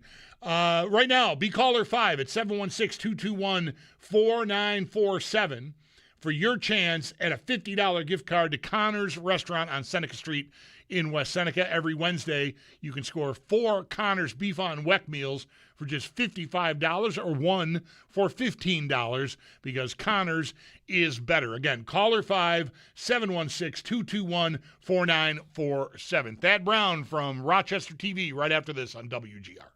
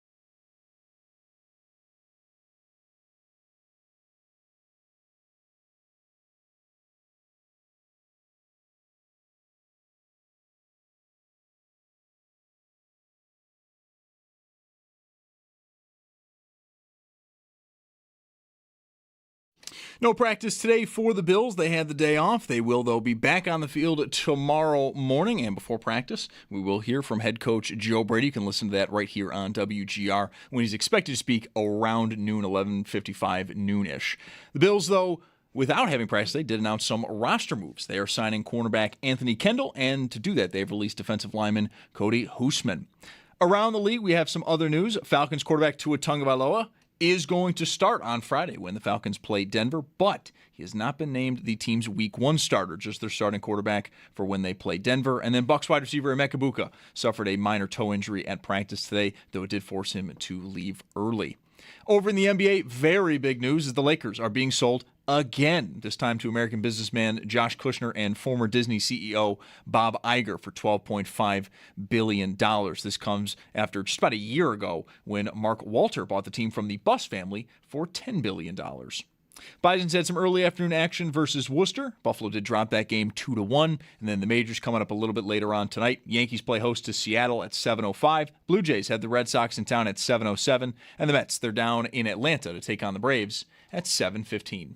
That's your Paddock Chevrolet Sports Update. Paddock Chevrolet with you for the extra mile since 1935. I'm Zach Jones for Western New York's Voice of the Fan, WGR.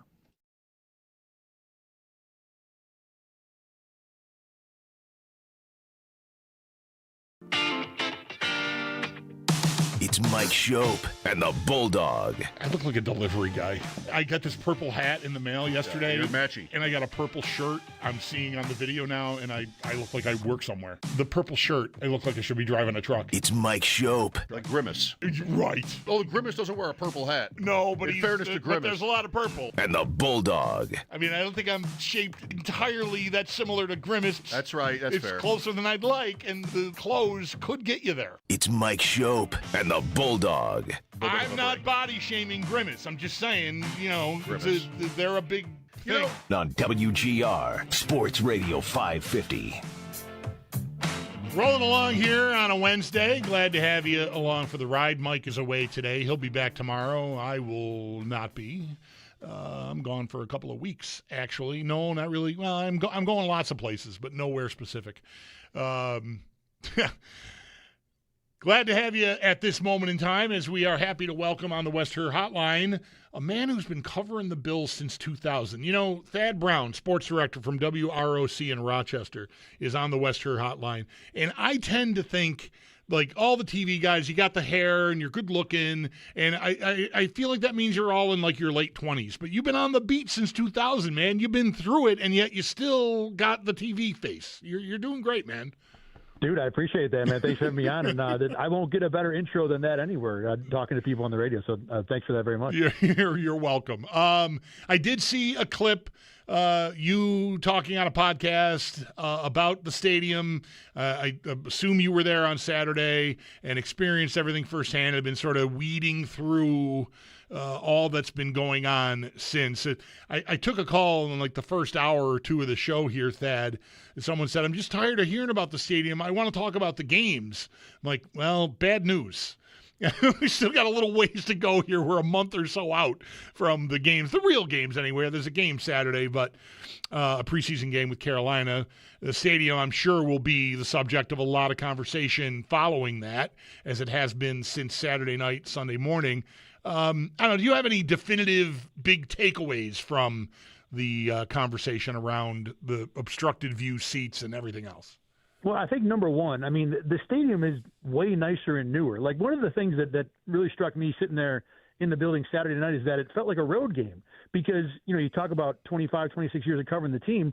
Whenever I was on the road, the stadium was almost always newer and nicer and fresher than the building that I usually work in. So to see a building like that where the Bills play was, I think, refreshing. It's a better building. It's an advancement. It's like buying a new car. You might not like how the radio is laid out, or maybe the parking brake doesn't work exactly like you want it to be, but it's still a giant advancement in every other way, and people are going to like it.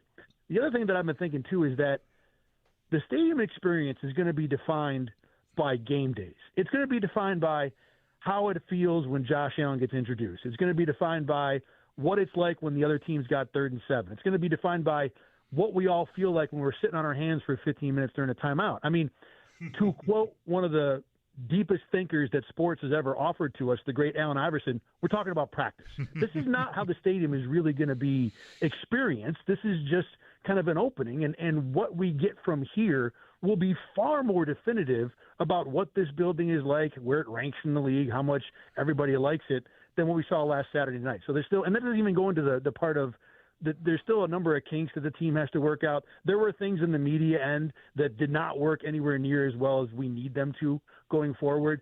So there's a lot more important and more, I think, worthy events to judge the stadium by than last Saturday. Now, it doesn't mean that the people who are complaining about it are dead wrong and are just finding something to whine about. There is the distinct possibility that things are not going to be great in this stadium. I mean, I will not put it past the franchise that gave us the Nickel City Gems to not get everything right about this stadium. But I just don't think we have not had a game or an event yet that can adequately define what it's like, even if we have been in the building once so far. Yeah, I think, one thing that I've thought of, sort of been considering here, Thad, is just the amount of foot traffic there would have been in and out of sections at a practice. This is where a game, I think, would be different. It's not to say people won't be going to the restroom or going to get drinks and food and concessions, whatever, during a regular season game. But the practice was mostly, like, I'm sure some super fans really wanted to sit in there and watch the Bills practice, as, every certain people really dig that. But I feel like Saturday was more for, like, here, you get to come. It's open house. Come see your new home and find out where everything is. Like, I wasn't in there, but if I had been, I'll bet I would have walked around for 2.5 hours just trying to see everything. And so I probably would have been up and down more staircases and maybe in more sight lines than I would be on a game day. To that point, too, I was kind of struck at like 7 o'clock. I'm looking through the stands, and they said there were 51,000 people in that building. It looked more like 15. There was hardly anybody sitting in a seat at 7 o'clock when the thing was supposed to start. So, yeah that's not going to be a real game day experience. And to be honest, I don't even think Saturday or a week from Thursday, 2 weeks from Thursday, is going to be like that either. Because even for a preseason game, you might sit in your stands in your seat for the first quarter or the one series that Josh plays. But once we get to the second half, I think everybody in that building is going to be doing exactly what you said, walking around, doing open house. Where's the concessions? Hey, maybe there's a better path to the bathroom than the one I found 2 weeks ago. So again, it's not going to be a real adequate, stadium experience. I think a couple things that the team, looked at in terms of ideas that they were trumpeting. Number one, the amount of fans will be covered. I think we still we get a little taste of it with the rain. It seems like there might be less fans covered than we all expected. But the one thing I will say, the wind is something that I've been kind of, every time I go in that building, all right, how windy is it outside? How windy is it inside? Is it less? And one of the things I was worried about going in on Saturday is if you're really going to staunch the wind on a day like that where it was 83, 90% humidity, I was kind of bracing myself for, boy, this is going to be agonizing. There's going to be no breeze. It's going to just feel awful. And there was still a little bit of a refreshing breeze in there. So I think in terms of things the team got right, it felt like they threaded the needle, at least through one day, nicely between diffusing some of the wind, but not diffusing so much of it as to make it uncomfortable. Yeah, I think a big part, as I understand it anyway, Thad, of the objective regarding the wind was to try to keep it from being a swirling mess on the field. I don't know that they ever said they were going to, like, the whole place was going to be windproof, It was just to try to minimize it on the field so that it doesn't alter, the football game too dramatically. Thad Brown, WROC sports director in Rochester, on the West Her hotline with us. One last thing on stadiums. You mentioned, you're covering the team all this time. You've been all around. I don't imagine you've sat in lots of seats in lots of stadiums. Largely you're there working, and that means more than likely a press box or field level pregame and then press box. Were you surprised to find out how many? This was something that was highlighted in the podcast. I saw a clip of on your social feed, Thad. That because I when I first heard of this Sunday morning, having my coffee, I thought, it's 2026. What are we doing? Why are there obstructed seats in a brand new stadium? In this, I don't understand it. And then, over the course of the next, 12, 24, 36 hours, I'm learning that it's extremely commonplace in new builds of stadiums because the big, wide, open-air concourses are the thing everyone is striving for, and sacrifices have to be made somewhere or another, and it's pretty common to have these staircases and the landing areas and the railings and all the stuff, and I had no idea about any of that. Yeah, so the podcast, by the way, BKL Nightly, we do it on a streaming channel called Rochester First out of our station in Rochester, and the guy I talk with, his name is Cameron Guzzo, and he's got an Instagram, TikTok feed. It's pretty well followed. And he experiences stadiums in general, food, that kind of thing. But one of the things he does at a lot of places is he actively goes to find the worst seat. He's been in the worst seat in like 100 buildings worldwide. He did it at the Olympics at the hockey arena not too long ago.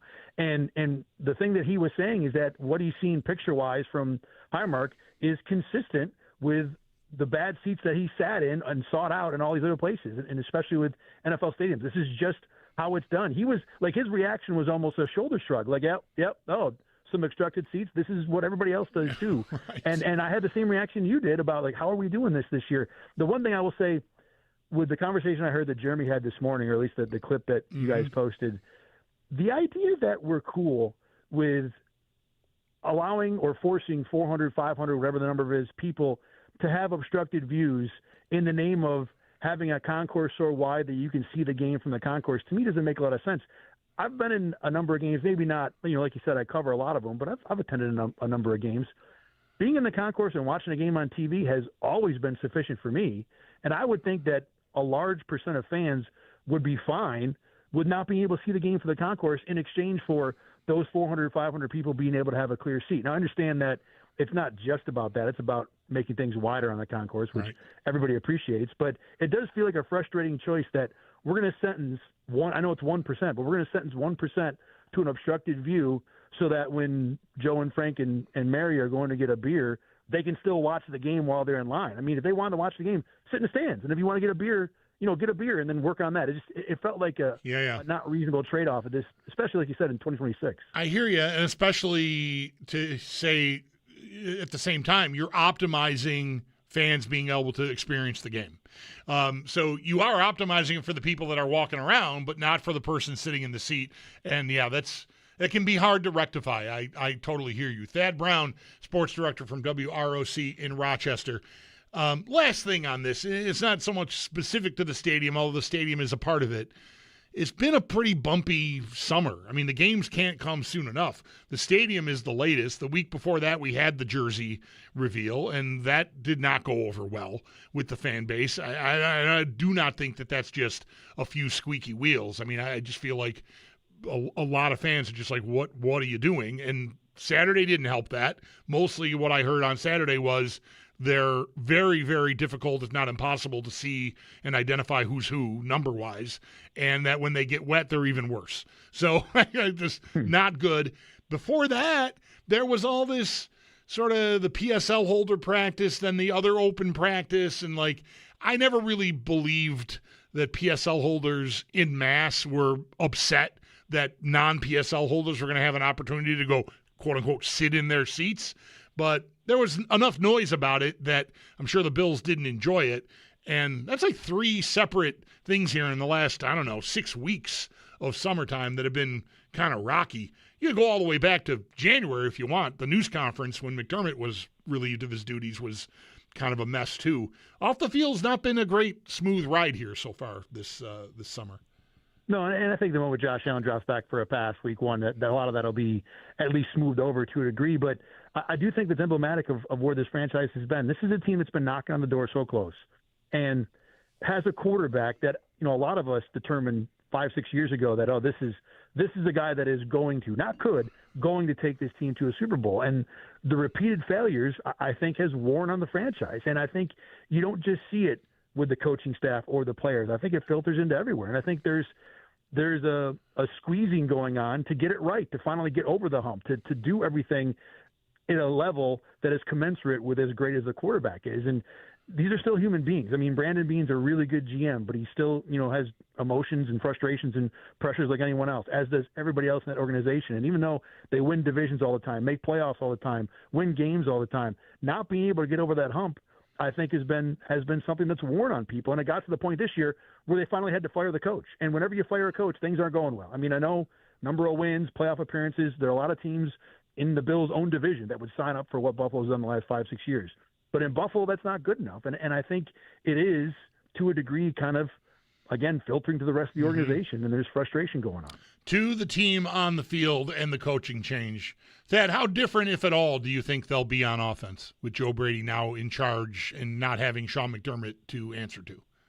I think they'll be different, but it's because of DJ Moore way more than Sean McDermott. I think what DJ Moore can do for the offense, at least what we've seen through 2 weeks of camp, that really the sky's the limit. I had my doubts about him coming in off the year he had in Chicago, but there's nothing in camp that has gone better than 17-2. And it's over and over and over. It's with the deep ball. It's all over the field. DJ Moore has been everything the Bills could possibly want him to be. And if he does open up the field, it should make things easier for Khalil Shakir. It should make things easier for Dalton Kincaid, the 5 games he's on the field. It should make things easier for the run game. And it makes things easier for Joe Brady, too, because when you have wins all over the field, when my receiver is better, when my run game is better, when my quarterback is better, well, then a lot of your play calls are going to be better, too. So I don't know. I mean, I'm sure the Brady offense without McDermott will be different than what we saw last year to a degree, but it will pale in comparison to what DJ Moore, in theory, or at least what it looks like, he'll bring to this team going forward. Do you feel confident, comfortable that everybody eats is dead now that they have, quote unquote, a number one receiver on the team? I don't know if I'd say dead. I do think that Joe Brady and maybe Josh Allen to a degree believed that it was easier and maybe more comfortable for Josh to not have to rely on a receiver. But I think for the most part it probably will be. And again, it won't even be from the point of view of, okay, we're going to have a game plan that says we're going to not spread the ball around. I just think DJ Moore is going to win so much, you're going to want to throw it to him. And by sheer force of his talent and ability, you're going to get to a point where that's not how the offense operates anymore. That's kind of what I'm thinking. While we're on receiver, and I know the depth chart gets released and it's unofficial, and every team in the league seemed like yesterday was depth chart day. Keon Coleman is in the first column. All through the spring and summer, I have the Ourlads version of this open. The Bills put their own out, and now Ourlads, I think, is matching what the Bills released, again, unofficially. It had Moore, Palmer, and Shakir as the top 3, starting receivers. And this depth chart the Bills put out has Coleman ahead of Palmer. I don't know. Do you make anything of that? I mean, it got my attention, at least, to want to ask you about it.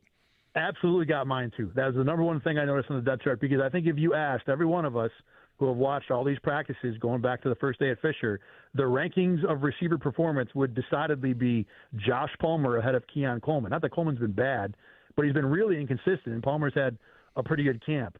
The only thing I can say about that is if you really want to galaxy brain it, there isn't really a receiver on this team who I trust to be a blocker in the run game. The Bills have always had that, whether it's Gabe Davis or Terrell Shavers. This year, the receiving crew they have doesn't really have a guy that you like as a blocker. Keon Coleman, I think, simply by sheer how big he is, it might be the best case scenario. So if you really want to say, okay, he's the starter, well, the starter plays on first down. Well, first down's probably a run down, so yeah, you might see Keon Coleman more often on that down than Josh Palmer, even if Palmer's the better receiver. That's me trying to read into it a little much. Yeah, but I like who the receiver is that's going to be a big part of the blocking game is a part of the mystery of this offense for me, because again, that talent just isn't there right now. Yeah, I mean, we've talked with Sal about this, and I'm sure you probably have too on the sidelines watching these practices, that Trent Sherfield was kind of the Terrell Shavers replacement. But as far as does that mean he's going to be – Shavers played a lot, big snap share last year. And it's interesting. Maybe that's a way for Coleman to sort of work his way or continue to work his way into their good graces. If he wants to do the dirty work that Gabe Davis used to do, boy, that could turn around his standing within this team in a real hurry. He's not a bad blocker. I mean, he can do it. He's not. He's certainly not an upper-level receiving blocker. I mean, a receiver blocker. I think Sherfield's better, but Sherfield's going to make the team. I mean, I don't even know if he's going to be on the roster. So that's to me where I can add up the idea of Keon Coleman being number one on the depth chart. I like it. It works. You mentioned Kincaid and slid in there the 5 games that he's healthy for, or whatever the line was. What do you want to do with him? I mean, it's been a pretty smooth summer so far. I know back in the spring when I swear I heard both Joe Brady and Brandon Beane talk about, load management and being careful because of his history with his legs especially. Do you trust that maybe he is healthier than he's been? And B, do you think that'll lead to him playing more than 40-some% of the snaps? It just feels like that they're working so hard to keep this guy on the field. And not that I don't have anywhere close to medical knowledge to say that there's a better option out there, but normally a guy gets hurt, it's either you rehab it for a couple weeks or you get surgery and he comes back, and the Bills are going to try this load management thing. It's just hard to imagine it's going to work for any extended period of time. Look, it's almost like we're playing the game we played with Joey Bosa 12 months ago where, hey, just get him on the field for January. Just have him be a part of the offense then, and we'll call it a win. And I don't know if you can – it's a little easier maybe to do with a 33-year-old pass rusher than a third-year or fourth-year tight end. But whatever the Bills get out of Kincaid right now, I don't want to say it feels like gravy, but it feels unrealistic to put high expectations on him. And I think, the summer that DJ Moore is having makes it easier to take some of the load off Kincaid and some of the pressure off of him to have to perform, because it seems like the Bills have this other guy that can kind of really take some of the weight of and some of the lift of the passing game. I just, to your question, I can't believe it. And we've seen 2 years where Kincaid has not been consistently out there. He's a good player. Don't get me wrong. I always am remarking when I watch on film how much different it is watching Kincaid run tight end routes than Dawson Knox or Jackson Hawes or Quentin Morris, whoever else the Bills have had. But it's hard to, with what we've seen the last 2 years, believe that he's going to be on the field more than he was last year. Maybe this is the right plan they have. But sitting here right now, I can't put much stock in it for sure. We didn't save a lot of time. I didn't save a lot of time for the defensive side of the ball. And there's a lot of new there. Obviously, new scheme, new coordinator, a lot of new personnel. I don't know. Do you have an overall takeaway on defense? And then if we have time, we can squeeze in a couple of specifics. Not so much maybe the defense in particular, but one thing that I have noticed about this training camp is that the rookie draft class, by and large, has had a good camp. It feels like everybody's been a plus. T.J. Parker, a little more wiggle than I expected, a plus. Davison Igbinosun, physical as advertised, a plus. Jude Bowery, I'm not a defensive player, but he's looked good. Skylar Bell might be the only one I'm a little shaky with. Obviously, Caleb Alarms-Orr has been fantastic. Even Jalen Kilgore. So for a team that has a lot of money spent on the offense right now between receiver and quarterback and running back and the offensive line, you got to hit on those defensive draft picks. And, again, we're 2 weeks into the season or whatever. It's August 12th. But so far, a lot of these guys look like they're doing better than expected. Whatever the line of neutral is, they're all above it. And I'm really excited to get a chance to see them in a game on Saturday because there's been limited padded practices. Even the practices themselves have been a little shorter than maybe, the Bills have done typically other teams do.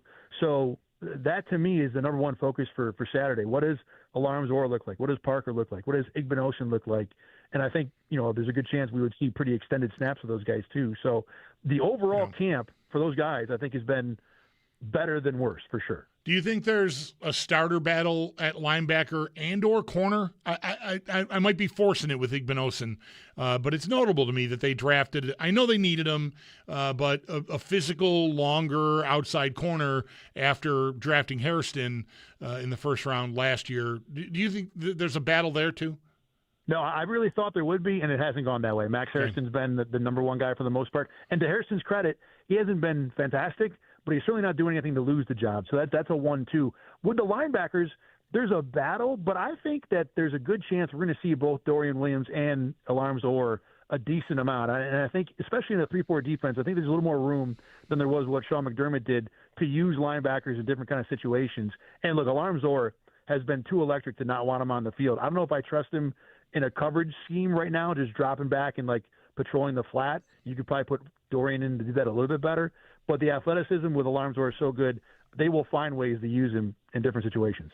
Thad, what do you got besides the podcast that you want? I know are you still a part of the WIVB Channel 4 Game Day show? Yep. Yeah, we'll be on noon to 1 before the game on Sunday. right from the field.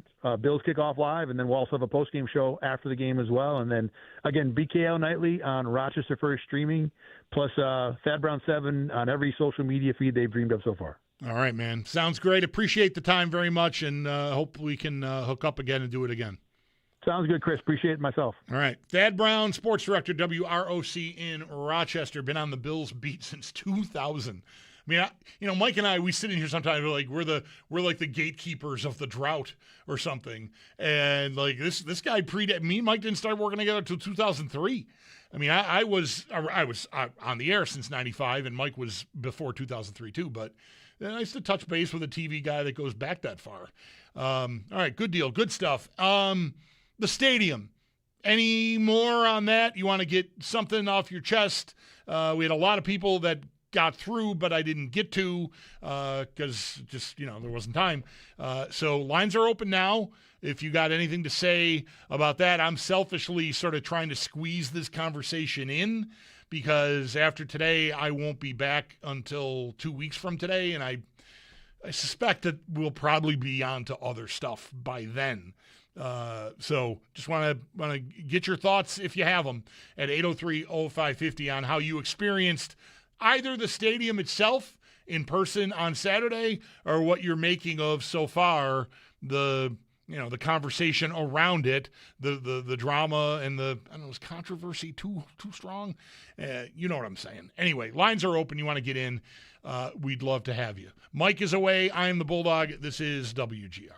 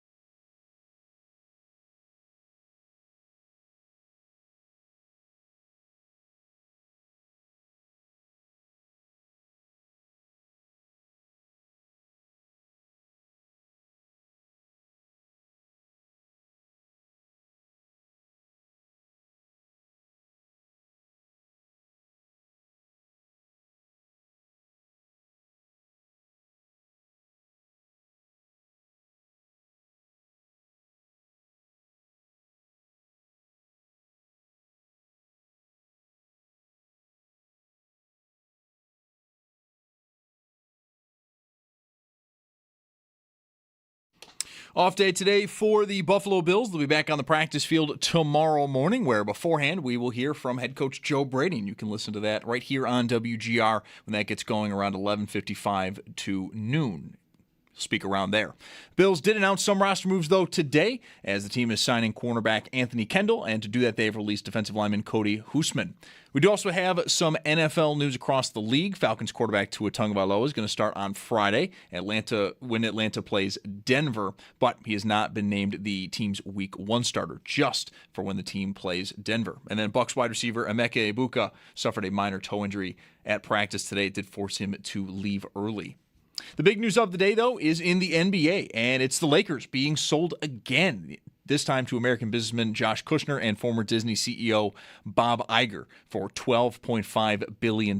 This comes just after about a year ago when Mark Walter bought the team from the Buss family for $10 billion. Then in baseball, Bisons were in action earlier this afternoon. They lost to Worcester 2-1. And then later tonight, Yankees play host to Seattle at 7:05. The Blue Jays have the Red Sox in town at 7:07. And the Mets, they are down in Atlanta to take on the Braves at 7:15. That's your Paddock Chevrolet Sports Update. Paddock Chevrolet with you for the extra mile since 1935. I'm Zach Jones for West New York's Voice of the Fan, WGR.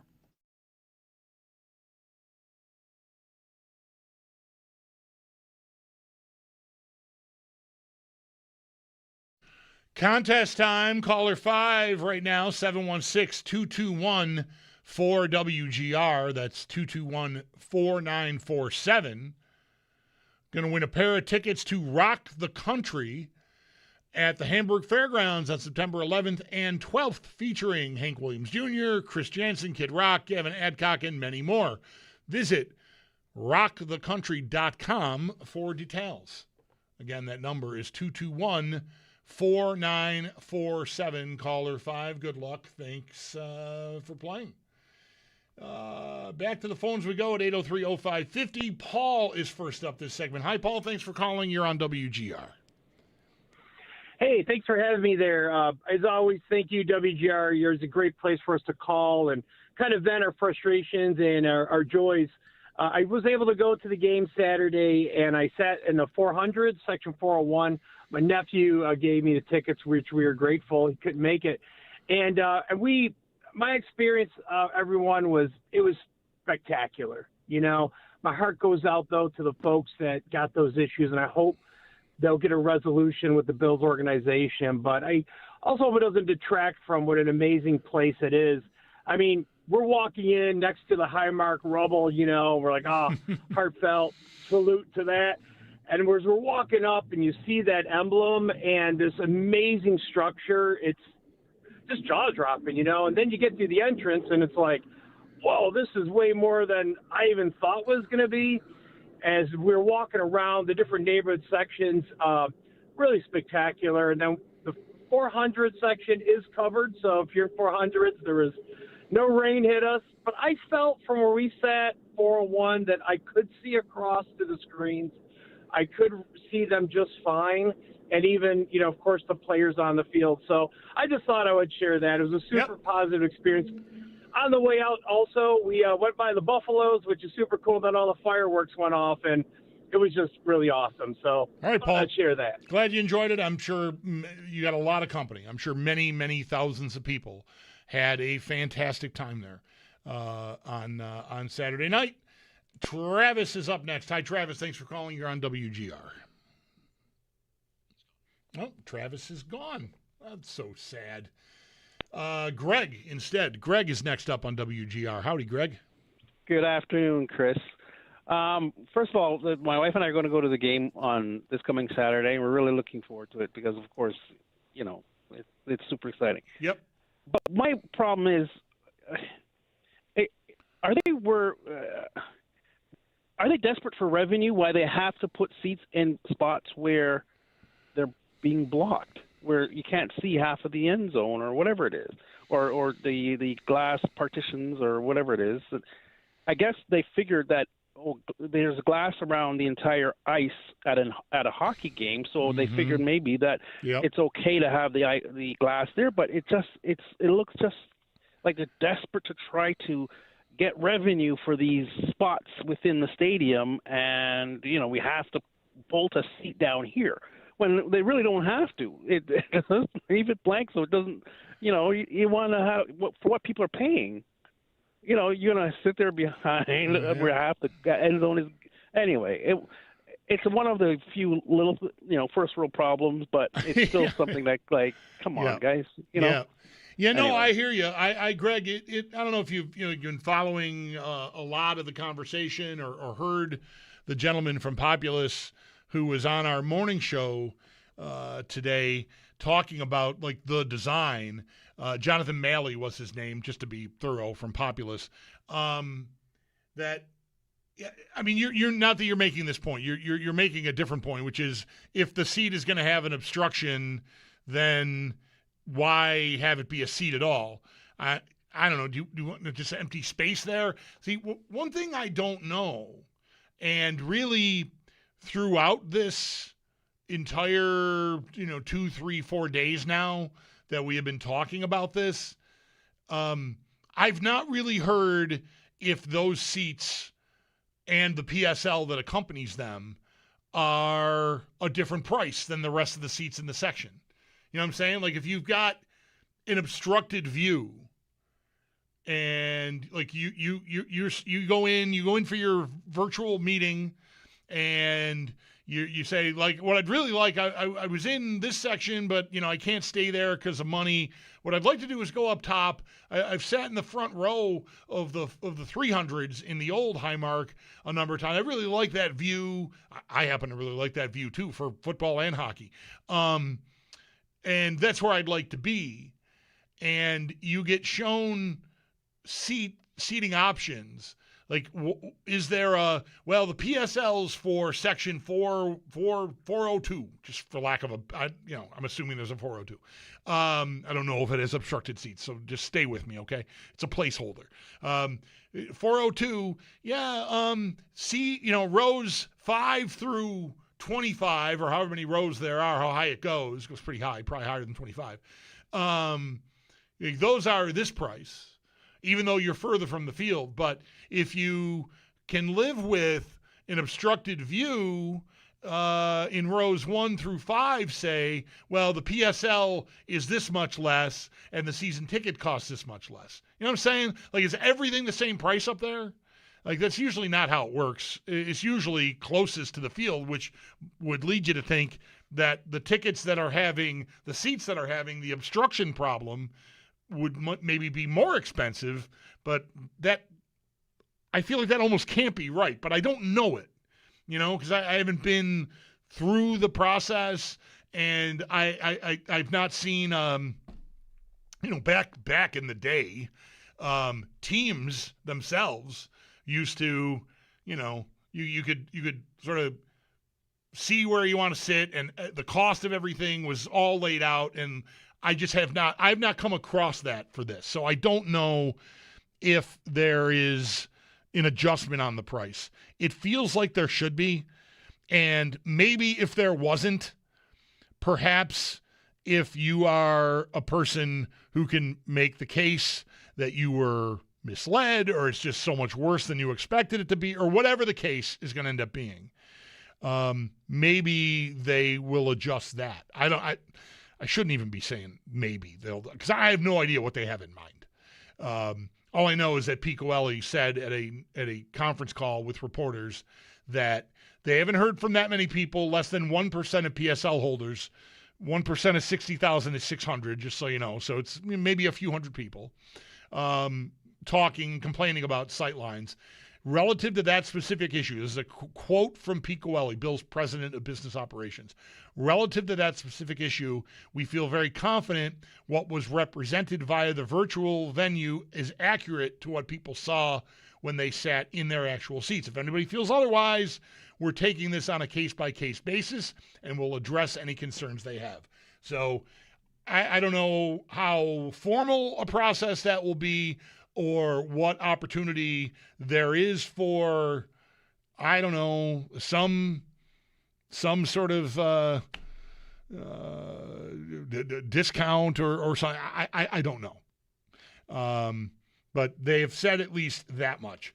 Travis was there, then he was gone, and now he's back. So, Travis, hi. You're up next up on WGR. Hi, thanks for taking my call. Sure. First-time caller. All right. I was a PSL holder. I did go to the game on Saturday.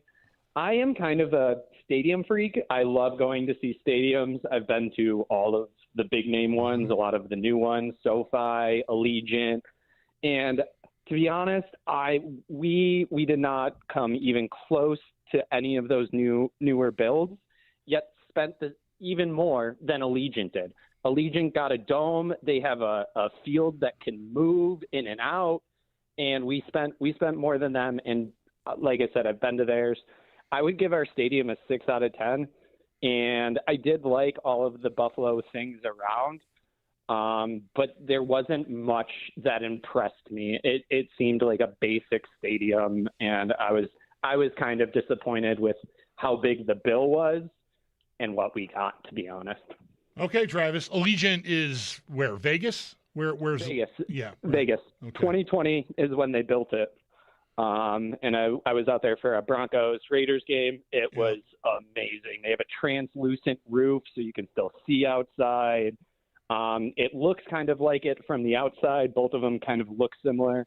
But I just was much more impressed with some of those newer stadiums, or they're older stadiums than our new build. Yeah, one thing, if you're a stadium, did you say stadium nerd? I don't want to. Okay. I've been over to Wembley Awesome. in England, and so I'm a if big you follow it closely, I don't know, but one thing that I want to ask, or that I was going to at least mention here, is that costs vary over different, like, you're right. I mean, when Vegas built their stadium, if it opened in 20, like pre-COVID, like that could be a reason why the price tag ended up as it did, but I don't know that for sure. But I agreed. It could have. It definitely has been inflated a little bit in the past few years. Yep. But I still would have expected more. All right, Travis. Thank you. I appreciate you being diligent about getting through after you dropped out that first time. Chris is next up. Hi, Chris. Thanks for calling. You're on WGR.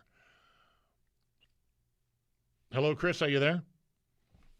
Well, that is a crying shame. Maybe Chris thought Chris should go to a break and felt that coming and bailed out, because I was like sort of looking at the clock. I'm like, is that going to yell at me? Should I go? Anyway, now we'll just take a break. This is how it works. Thanks for the calls. Really, really good stuff. Mike is away. I am the Bulldog. This is WGR.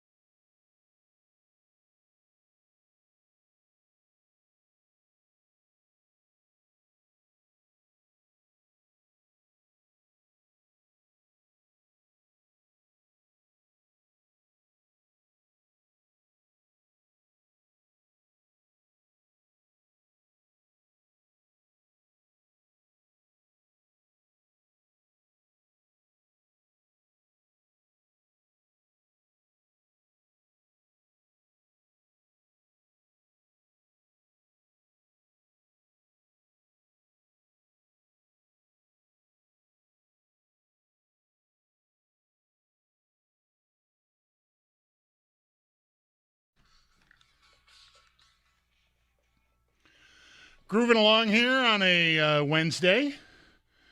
Thank you for being with us. I do appreciate it. I'm the Bulldog. Mike Schopp has had the day off. I have got. I hear this. I'm not looking for sympathy. I'm mostly. I'm just bringing this up to sort of. I used to be a runner, and runners have a certain reputation. You'll hear from people who know runners or maybe in relationships with runners or whatever, like, hey, if you know somebody that's running a marathon, like, look out. They can't wait to tell you. You have no idea, and it's just going to come up. And I, as someone who was training for a marathon, I never got to do it. I broke down, through a long winter of training runs, which was really upsetting. But even when I ran half marathons, and when I was thinking I was going to run a full marathon, you say it to people to sort of affirm to yourself that you're going to do this insane thing, which is run 26.2 miles in a row without stopping. That's the plan, right? And so it's sort of, you're not bragging. I can't speak for everyone. I know myself, many people that I used to run with and friends with. It's more like talking yourself into, I'm going to do this. Right? Kind of like you might say, oh, I got to paint the garage. Like, you actually got to do it. You got to talk yourself into doing the work. So that's what running is. What I'm about to tell you is some version of that. I have a concert tomorrow at Darien Lake. Tyler Childers. I'm very excited. My wife and I and our younger son Leo saw him and his band 3-4 years ago now in the Baltimore area, but we're going to Darien Lake tomorrow to see that. Friday, we've got a band called the Turnpike Troubadours that we really like that are playing at Art Park. When I get home from that, Saturday, Owen and I go to Pittsburgh. We're going to a baseball game Saturday night, spending the night, going to a baseball game Sunday afternoon, then driving home. Monday morning when I get up, my wife and I are going on a vacation to north of Toronto, Muskoka.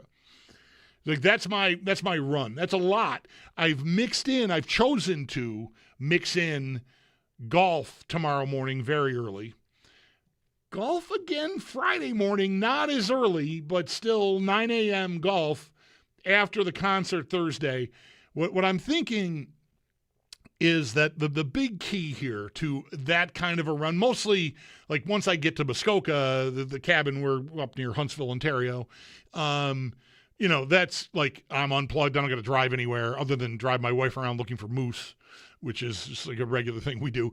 But like the trip is, I'm in the spot for a week, so that'll be nice. But I think the key to getting to that, basically to Monday morning in shape for a 4 to 5 hour drive, is making sure that tomorrow doesn't get out of hand. Like the first day, the first concert doesn't get out of hand. The mistake, the flaw in the planning may exist in the form of our transportation to the show, because we're going. My friends, we're good friends. My whole family has become friends with the band Uncle Ben's Remedy. I love their music, and I've gotten to know a few of the guys really well, and it's great.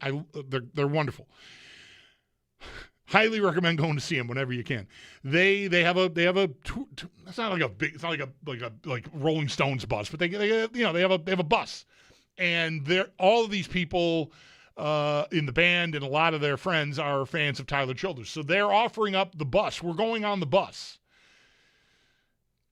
If you haven't seen Uncle Ben's Remedy, they drink liquor out of gas cans on stage at times, so the opportunity for tomorrow to stay sort of between the white lines, it's going to be challenging, I think. It's a real family pep talk beforehand. Like, guys, I gotta. You think I'm exaggerating about the gas cans? I'm not. They're awesome. You go experience it. I'm telling you, they're great. You won't regret it.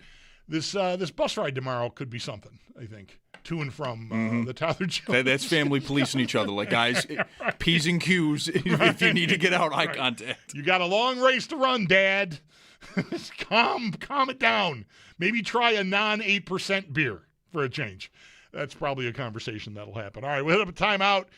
Ian Hartitz on fantasy from RotoWire after this on WGR.